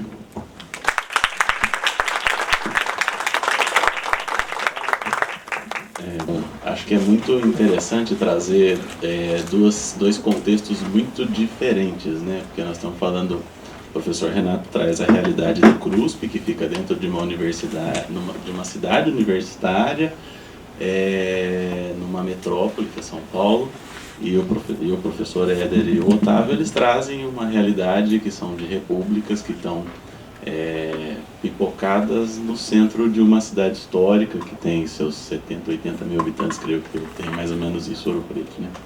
Então são realidades muito distintas, né? E as falas, embora elas abarquem um pouco algumas vivências extramuros da universidade, extramuros do morar, extramuros da República, as falas foram todas muito focadas no intramuro, né? O intramuro da universidade, o intramuro da República, o intramuro dos restaurantes, né? Mas então eu gostaria que vocês pudessem, né, comentar um pouco mais a respeito desse morar, desse comer, mas pensando no viver a cidade, né, se for possível, de como que esses estudantes eles vivem a cidade. É óbvio que dentro das suas diferentes escalas que nós estamos trabalhando aqui. Vou falar sobre uma certa perplexidade sobre como os moradores do CRUSP vivem a cidade. Em primeiro lugar, no nosso caso, né, eles estão numa situação muito desfavorecida. São poucas as situações menos urbanas na metrópole. Até a cidade de Tiradentes tem mais cidade perto do que o CRUSP. Causa bastante perplexidade para mim o fato de os moradores do CRUSP não usarem muito os próprios equipamentos que estão, às vezes, a poucos passos de distância deles. Aí eles têm, os moradores do CRUSP, isso eu falo muito como gestor e como alguém que não tem resposta para isso ainda. A poucos passos do CRUSP tem um cinema, o Sinusp, uma sala incrível, com 2 sessões gratuitas por dia, e as sessões, os moradores do CRUSP vão muito pouco a essas sessões. Do lado do Sinusp tem um teatro, o TUSP, onde os moradores do CRUSP também não frequentam. E a poucos passos também tem o CPUSP, e que temos fortes indícios de que os moradores do CRUSP frequentam muito pouco. Então, além de a gente não ter cidade perto do CRUSP por conta das escolhas que a cidade universitária acabou fazendo, de se segregar da cidade, de ser um campus assim gigantesco, de construir moradia quase no centro geográfico mesmo do campus e não numa bordinha onde teria até um pouco mais de possibilidades. Além disso, os equipamentos que são equipamentos de sociabilidade, que são equipamentos hoje em dia na USP de altíssima qualidade, eles são muito pouco usados. quando os moradores do CRUSP, isso é uma evidência muito empírica que eu tenho dos meus bolsistas, né? Quando eles querem fazer algum tipo de lazer, eles vão no fim de semana, pegam um ônibus e vão até a Vila Madalena. Eles inclusive conhecem pouco da cidade, muitas vezes eles vêm de outras cidades e eles passam realmente muitas horas por semana dentro das suas casas, dentro dos seus quartos, e não aproveitam tanto do campus quanto eles poderiam aproveitar. Mas é uma abordagem muito empiricista, essa que eu estou falando, né? Não fizemos uma pesquisa quantitativa, essa coisa toda, então tem muita chance de estar errado também. Então, essa sua pergunta é muito interessante mesmo, porque nos meus estudos fazemos uma distinção entre o morar e o habitar, né? Como habitamos a cidade, no sentido de explorar os espaços urbanos e a maneira como nos relacionamos com cada espaço, né? Bom, e o morar estaria mais restrito mesmo a esse espaço da casa, né? Pois também eu foquei mais no intramuros mesmo, pelo próprio tema da mesa. Mas eu tive uma experiência muito interessante, foi na minha primeira visita a Ouro Preto. Eu fiquei hospedado numa república feminina, numa república masculina e numa mista. Acho que a feminina era uma particular, a masculina uma federal e a mista, não lembro, talvez uma fosse particular. Em todos os casos, o calouro sempre era convidado a me levar para passear, ou seja, para conhecer a cidade. E cada aluno me levou para lugares diferentes. Isso tem muito a ver com o modo de vida deles, né? Eu lembro que a primeira visita a pessoa me levou mais para os lugares históricos mesmo, né? Museus, né? Então isso já dá para perceber que eles exploram também o acervo histórico, né, da cidade, para igrejas também. Ouro Preto tem muitas igrejas, apesar de ser pequena, tem um vasto acervo religioso. Então fizemos um percurso, eu acho, por 3 dias nesses locais mais históricos. Isso foi na República Feminina. Na República Masculina, eles me levaram para os lugares de festas. Muitas festas, assim. Era muito interessante que cada república oferecia um tipo de festa diferente. Assim. Às vezes era mais uma social, ou as festas mais abrangentes chamadas de rock. Lá no rock não no sentido do estilo musical, né? Rock é a festa em si. Então, óbvio, né? Com um bom antropólogo, a gente vai junto com os convites. E os locais que frequentávamos normalmente eram afastados do centro histórico, porque os espaços de consumo no centro eles são mais caros, realmente é voltado para um público turístico, de maior poder aquisitivo. E os estudantes, não, nós vamos para tal bairro, tal local, então aguarde que a gente te pega, te dá carona e tal. E eu para locais que eu nem lembro onde que era, mas onde ocorriam essas festas, né, essas sociabilidades. E na última república eu fiz um passeio pelas ruas da cidade. Assim. A pessoa me perguntou, você quer ir para onde? Eu falei, já conheço tal local, já fui. Vamos para um bar X, um bar tradicional, onde vende uma coxa de galinha, que na verdade é a coxa da galinha mesmo, ela não é feita de outro modo, mas ela é semelhante à coxinha, como a gente come aqui, né? Só que tem o barroco, isso, bem lembrado. Que antes ele ficava no centro histórico, depois ele fechou e foi para um local mais afastado. Também me levaram para fazer os passeios no entorno da cidade, para conhecer cachoeiras, as montanhas, as grutas de Ouro Preto e seriam os povoados da cidade, com Lavras Novas, onde as minas eu não fui, mas eu conheci algumas grutas, assim, foi um passeio, eu diria assim, fantástico mesmo, porque, bom, eu não conhecia nada disso até então. Então, pela minha própria experiência, eu entendo que eles, em certa medida, estão buscando lugares na cidade, né? Conhecer e explorar aqueles espaços em que da pequena cidade de Ouro Preto vai se tornando cada vez maior, pela própria experiência, né, na prática urbana, desenvolvendo práticas sociais e de convívio em lugares mais diferentes possíveis, né? Tanto que eu conheci uma cachoeira chamada Cachoeira da Andorinha. Ela é numa gruta, ela é muito gelada. Obviamente eu hesitei de entrar, mas quando eu vi todo mundo pulando na água, eu falei, bom, eu vou também. Acho que eu tomei o maior choque térmico da minha vida. Precisava me tirar, eu tremia muito mesmo, assim. Falei, cara, esse caboclo do Sergipe aqui não tá com nada. Bom, beleza, depois fomos fazer um passeio subindo umas serras de pedra, que foi também muito interessante. E por fim, os passeios para a cidade de Mariana. À época, a locomotiva que vai de Ouro Preto para Mariana estava desativada, com algum problema técnico. Nós fomos de ônibus mesmo. Também conhecer Mariana foi interessante, porque é uma das cidades que possui o sistema de moradia de Ouro Preto, com configurações um pouco diferentes, mas com o mesmo suporte jurídico da Procofor. Então, eu tive essas experiências. Eu acredito que eles devem desbravar a cidade assim, da melhor maneira possível. Professor, uma pergunta muito provocativa, né, e que dá pano para manga, como se diz. Viver a cidade, né?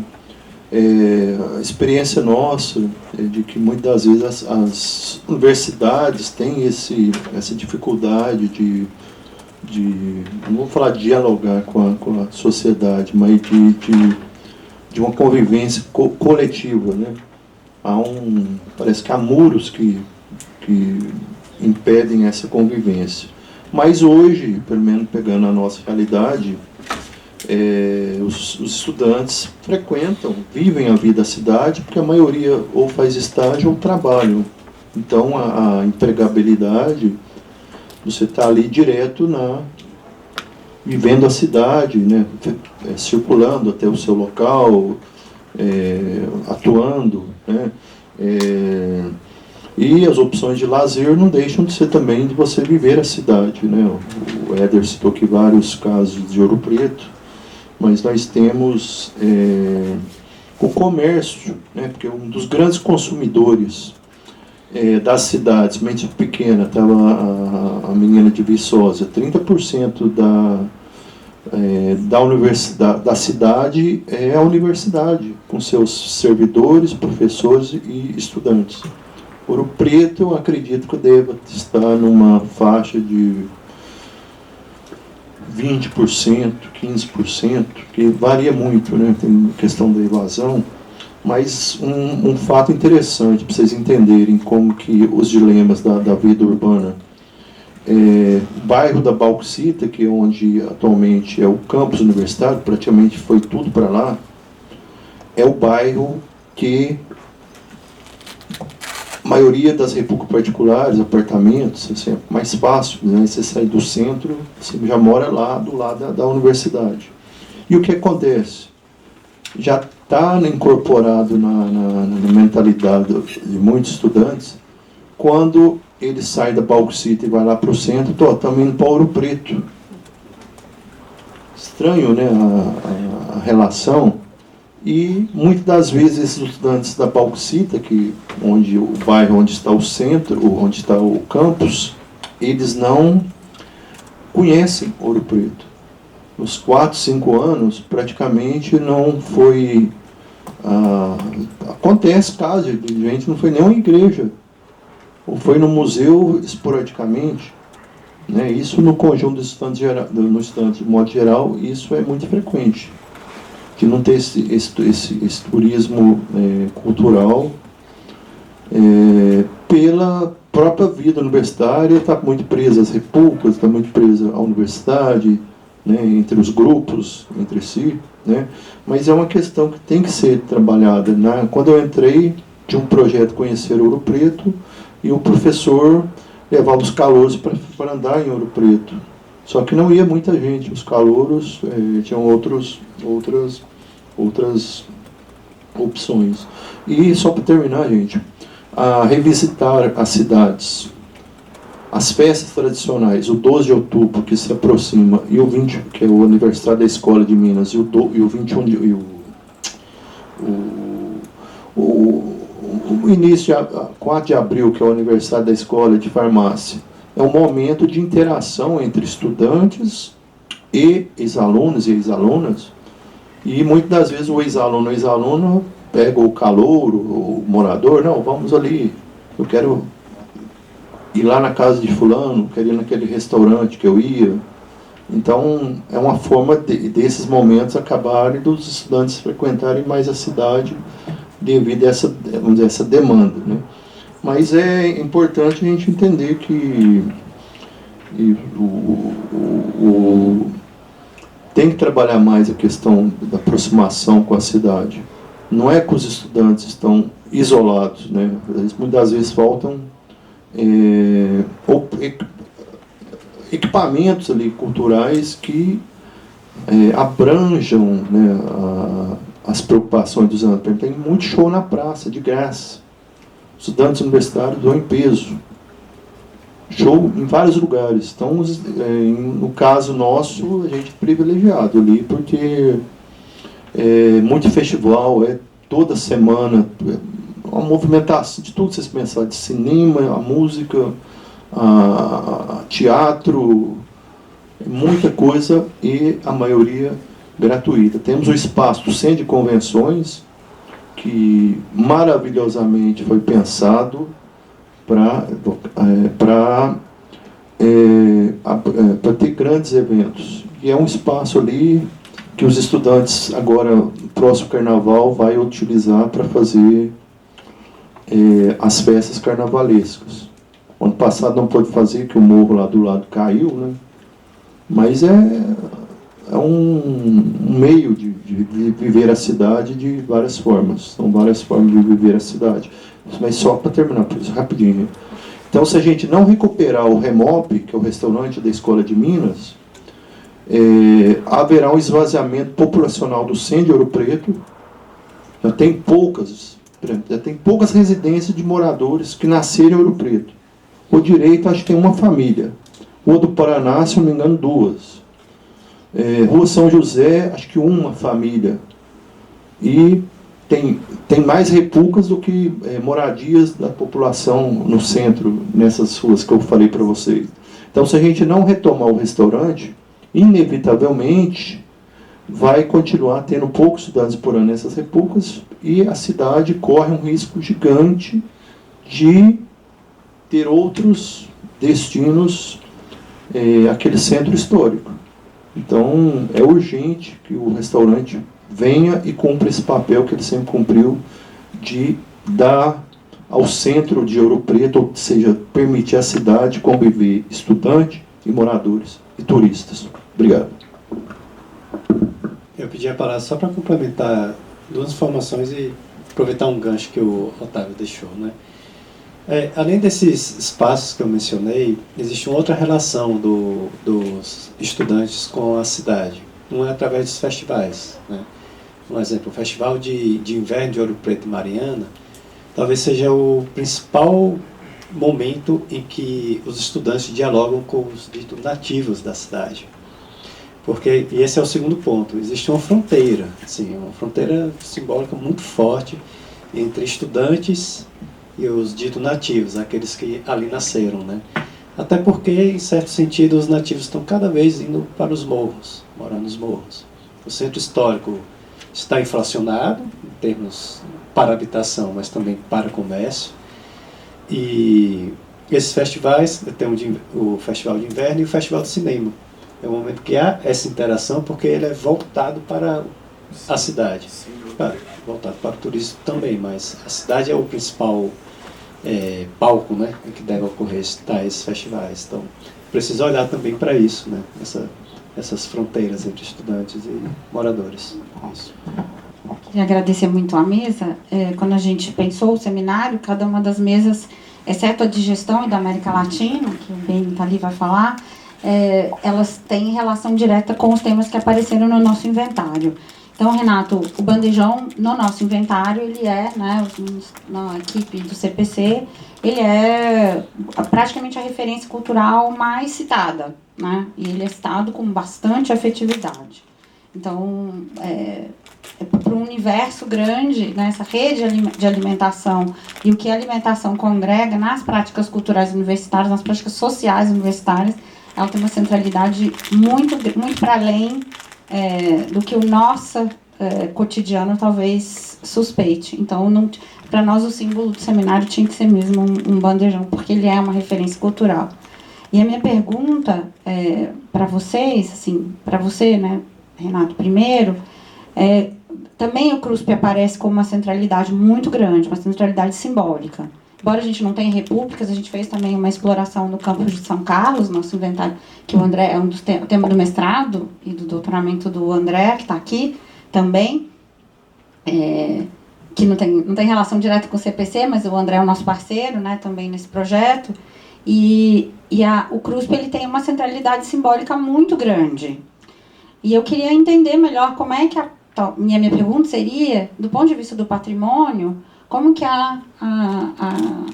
essa órgão da administração central entende o CRUSP como um patrimônio, entendendo que ele tem uma centralidade na política, na história institucional, simbolicamente, ele aparece como uma referência cultural muito importante.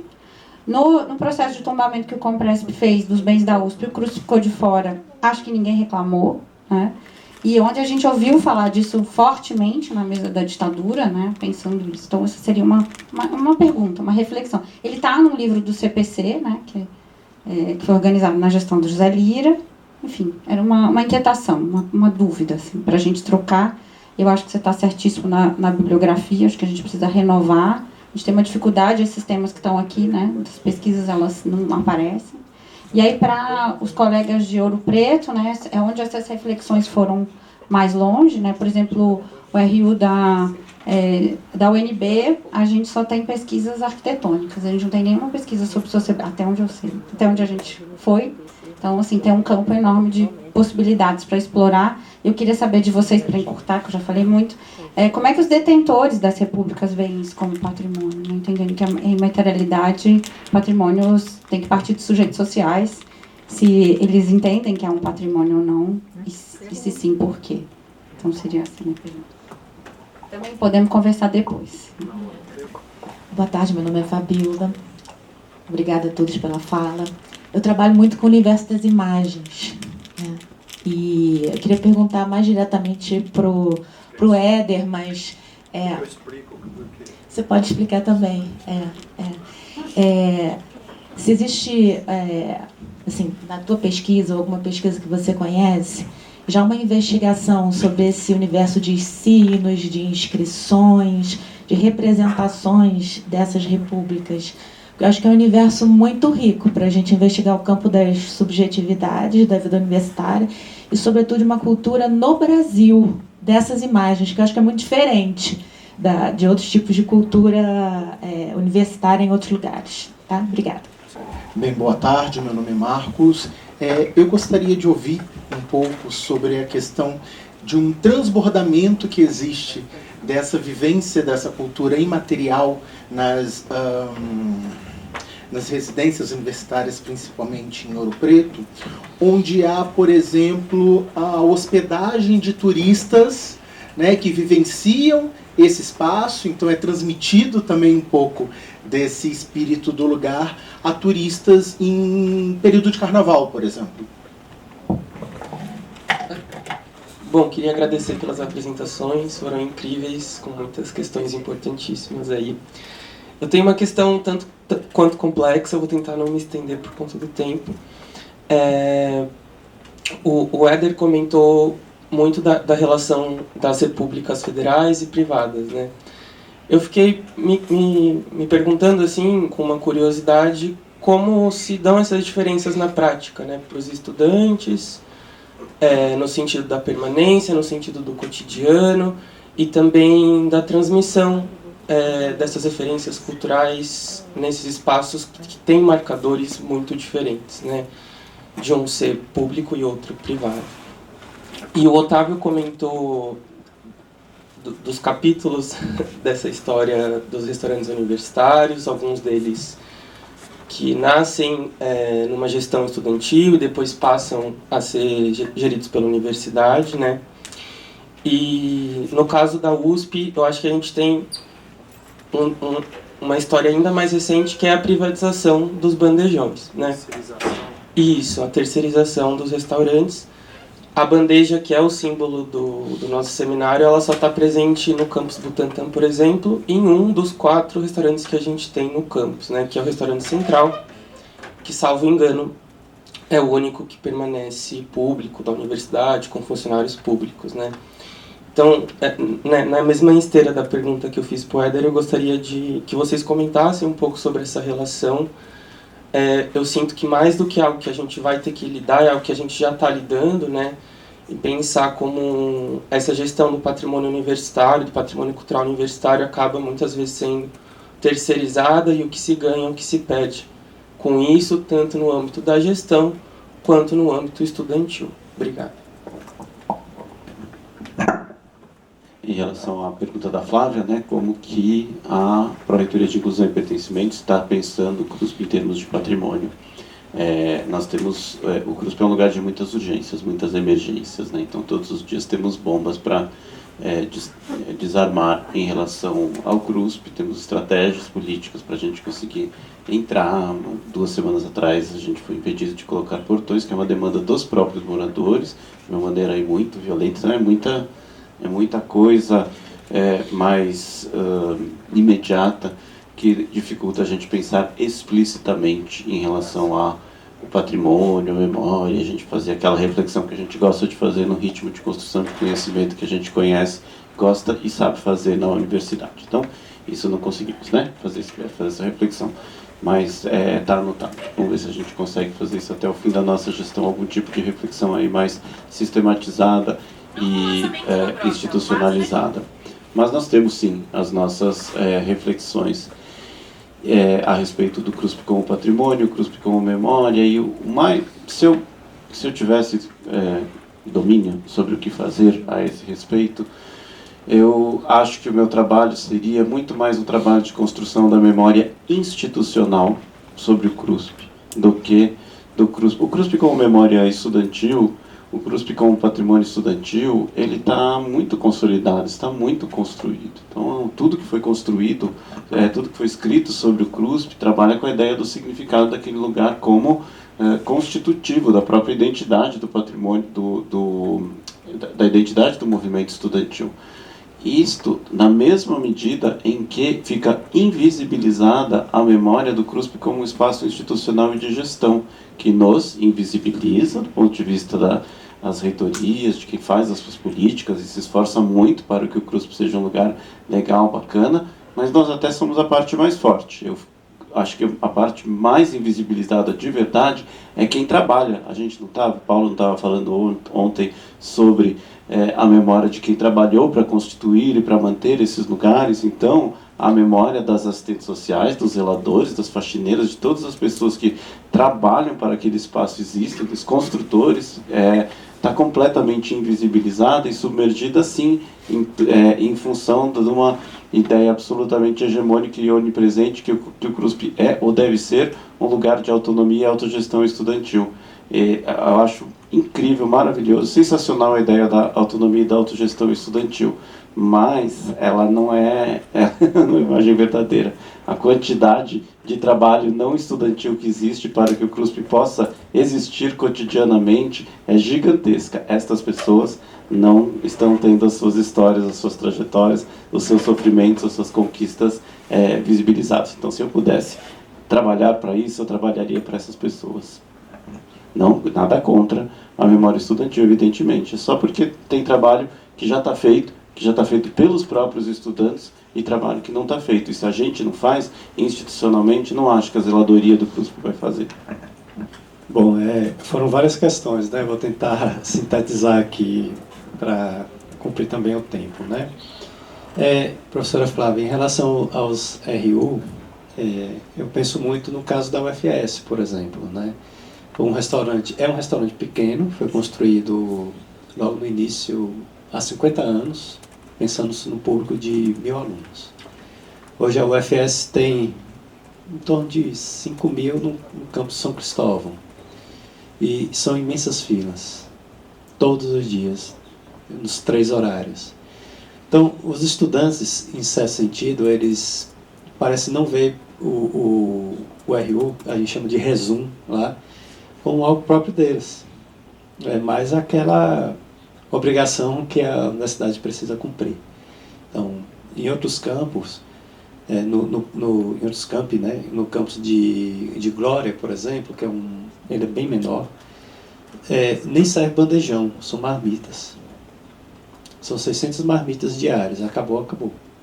Então, como construir essa relação afetiva entre o estudante e o seu RU?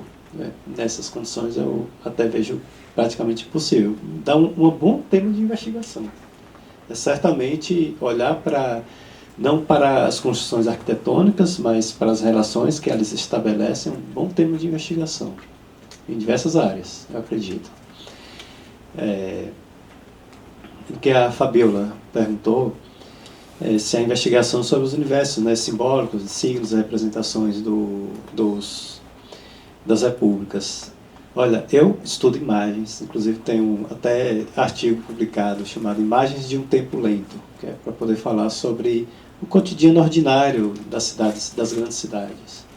Não mais aquela correria, né? Mas como as pessoas se apropriam dos espaços para deitar, namorar, tocar violão, comer, etc. Assim, tem um artigo sobre isso.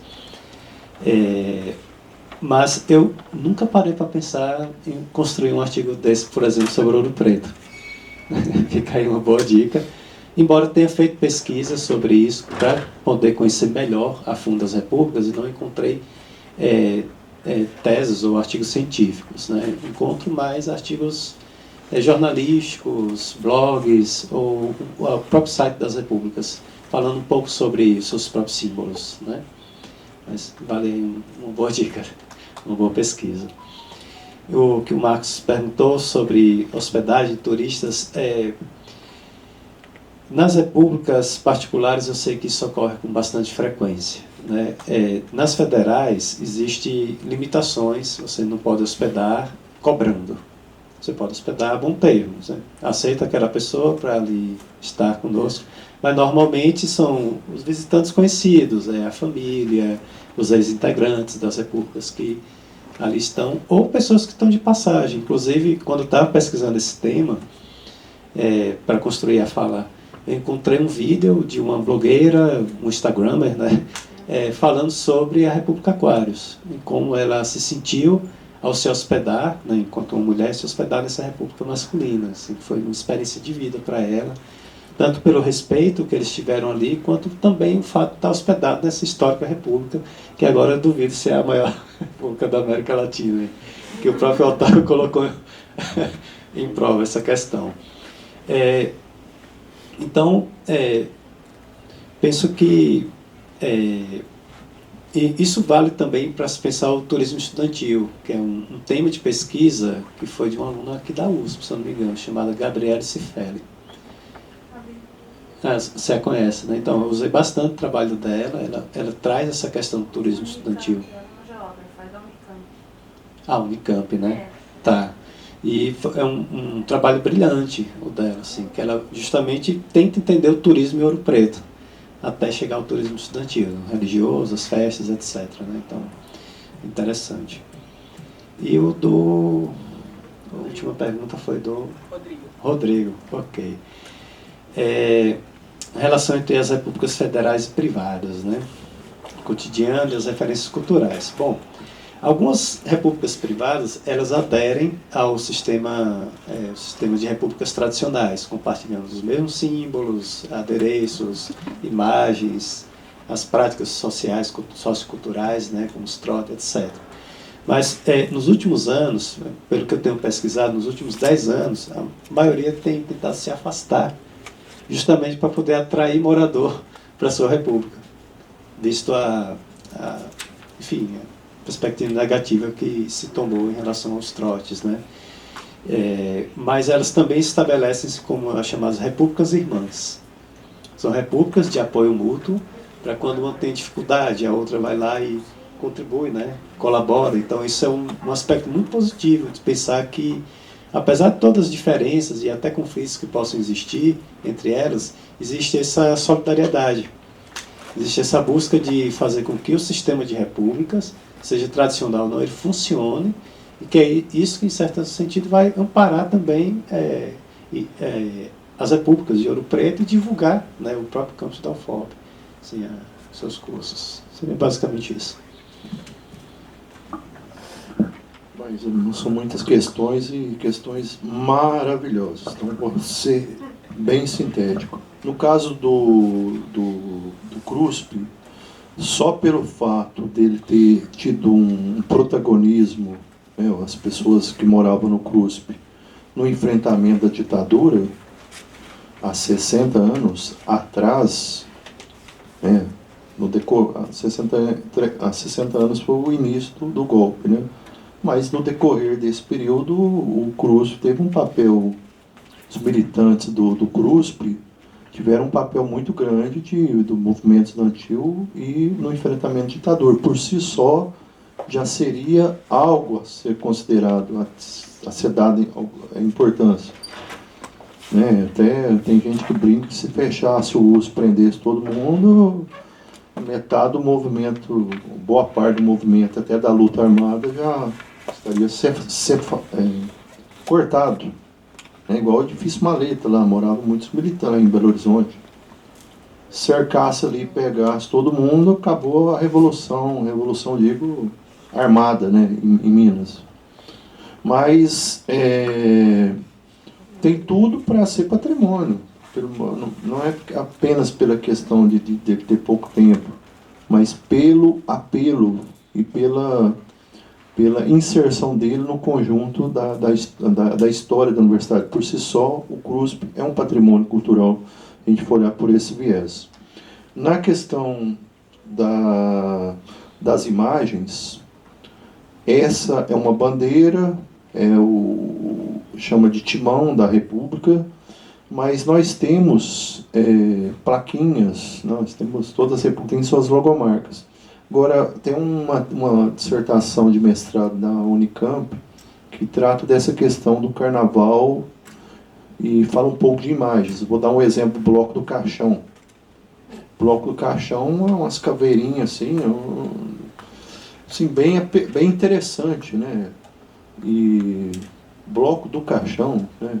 Tem toda uma história, né? República Necrotério, né? Em frente ao IML lá da Santa Casa. Mas é bem interessante, camisa preta, né? Preta, mas e interessante esses símbolos. Mas tem estudos em relação ao movimento estudantil e mais, gente. Sugiro dar uma pesquisada nas bases de dados. Detentores do patrimônio. No caso de Ouro Preto, nessa patrimonialização que nós estamos em curso, nós conseguimos dialogar com o Ministério Público, com o IFAM, IEFA, a própria reitoria da universidade, sempre tendo a REFOP, que é a Associação das Repúblicas Federais, participando. Eu só fui o proponente. Mas o que acontece? A gente teve uma grande legitimidade, porque a gente tá escutando aí, gente? Porque a princípio a gente falou, vamos começar pelas repúblicas federais, que são prédios próprios da universidade. Haveria menos questionamento se a gente colocasse todas as repúblicas, a república de um ano vai virar patrimônio material. Então a gente foi na classificação de repúblicas na questão de lugar. E na questão municipal é muito complexo, gente. A prefeitura é terrível. Mas nós vamos conseguir. Ontem, conversando até gravei com o professor Marcos Napolitano, todo mundo que eu converso, gente, técnicos, pessoas, tem identidade cultural, tem continuidade histórica, os detentores estão interessados, sim. A Associação de Ex-Alunos está empolgada. Só que não sai ainda porque depende da prefeitura. Mas Portugal, a questão das imagens, gente, as repúblicas, tem muito estudo, por exemplo, a queima das fitas, que é uma coisa maravilhosa. Cada curso tem uma cor, os adereços, tem estudos lá sobre essa questão de repúblicas e imagens. Então, sugeriria pesquisar Coimbra, Portugal, mais especificamente Coimbra. Carnaval, né, o Carnaval de Ouro Preto está diminuindo muito devido a Belo Horizonte. Na nossa época, né, a gente colocava 100 turistas dentro da República Aquários. O pessoal ficava no colchonete ali, né, distribuía, imagina, 100 turistas. E dava muito certo. A gente já chegou a colocar 50, 60, pessoal que ia excursionar, escolas, e dava super certo e entrava uma boa renda para a República. Hoje isso é proibido.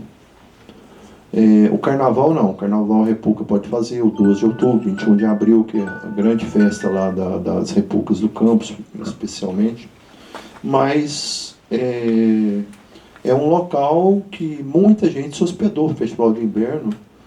Nós colocamos lá no final de semana, por exemplo, até pessoas de classes sociais que nunca se hospedariam numa República. Ficar num quartinho, numa caminha, num colchãozinho. Mas, pelo amor de Deus, tendo show não sei do que, não tem lugar, não tem hotel. Aí eu olhei para o outro e falei, vamos correr o risco? Naquela época ninguém tinha nada no quarto. Era cama, guarda-roupa, roupinha, virava o guarda-roupa para a parede e o pessoal não tinha mais nada. Não ia roubar nada. Eu falei, vamos meter o povo aí dentro e vamos arrecadar, né? E ajudar também na questão do turista. Então, as repúblicas ajudaram muito o turismo de Ouro Preto. Tem que reconhecer. Muita gente que teve a oportunidade de ter uma inserção em Ouro Preto, a baixo custo, porque hoje lá a hospedagem mínima R$1.000 para cima, gente. É nessa faixa. Entendeu? Não é barato. Repúblicas particulares federais. Na época minha, estudante, no final, um grande conflito entre repúblicas federais e repúblicas particulares. Teve até um movimento chamado Sou Mais Federal, que eu acho que foi um tiro no pé, na minha opinião, porque estava crescendo o número de repúblicas particulares. E, obviamente, a disputa por vagas. Temos que ter mais vagas nas federais e tal. Mas hoje, uma harmonia maravilhosa. Naquela época já tinha uns entreveiros. Mas hoje, república masculina com masculina, república feminina. O Helder falou, por exemplo, tem o social, por exemplo. Tem repúblicas femininas que a agenda delas para o ano já acabou. O social se marca uma sexta-feira, a república que recebe geralmente é uma masculina. E uma festa, social. Então, uma cerveja, dança, só. E o que acontece?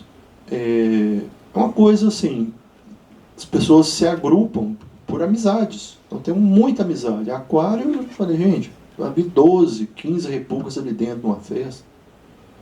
Coisa maravilhosa. Eu falei, gente, isso é a integração da universidade, pessoas que descem lá da bauxita, né?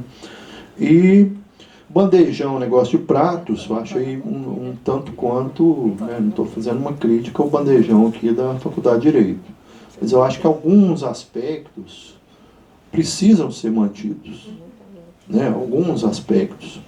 Tudo mudou, não tem um patrimônio em lugar nenhum no mundo que não sofreu alguma mudança, alguma alteração, né? Bem intacto.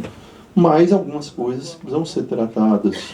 Aí tem que ver os entidades, se tiver a entidade ex-aluno faz uma pressão, não, isso é nossa tradição, não pode ser, né? Então é isso, e é muito bacana, gente, os questionamentos. Desculpa ou ter falado demais, ou ter falado de menos, e não ter respondido alguma coisa, mas estamos à disposição. Bom, em nome da comissão organizadora do evento, eu agradeço aos membros aqui dessa mesa. Creio que foi uma discussão muito produtiva, muito instigante. Essa conversa a gente pode continuar agora no intervalo, e agradecemos aí a presença de todos nessa mesa. Lembrando que agora vai ser servido um café e depois vai ter uma música ali no pátio. É isso, né? Obrigado, gente.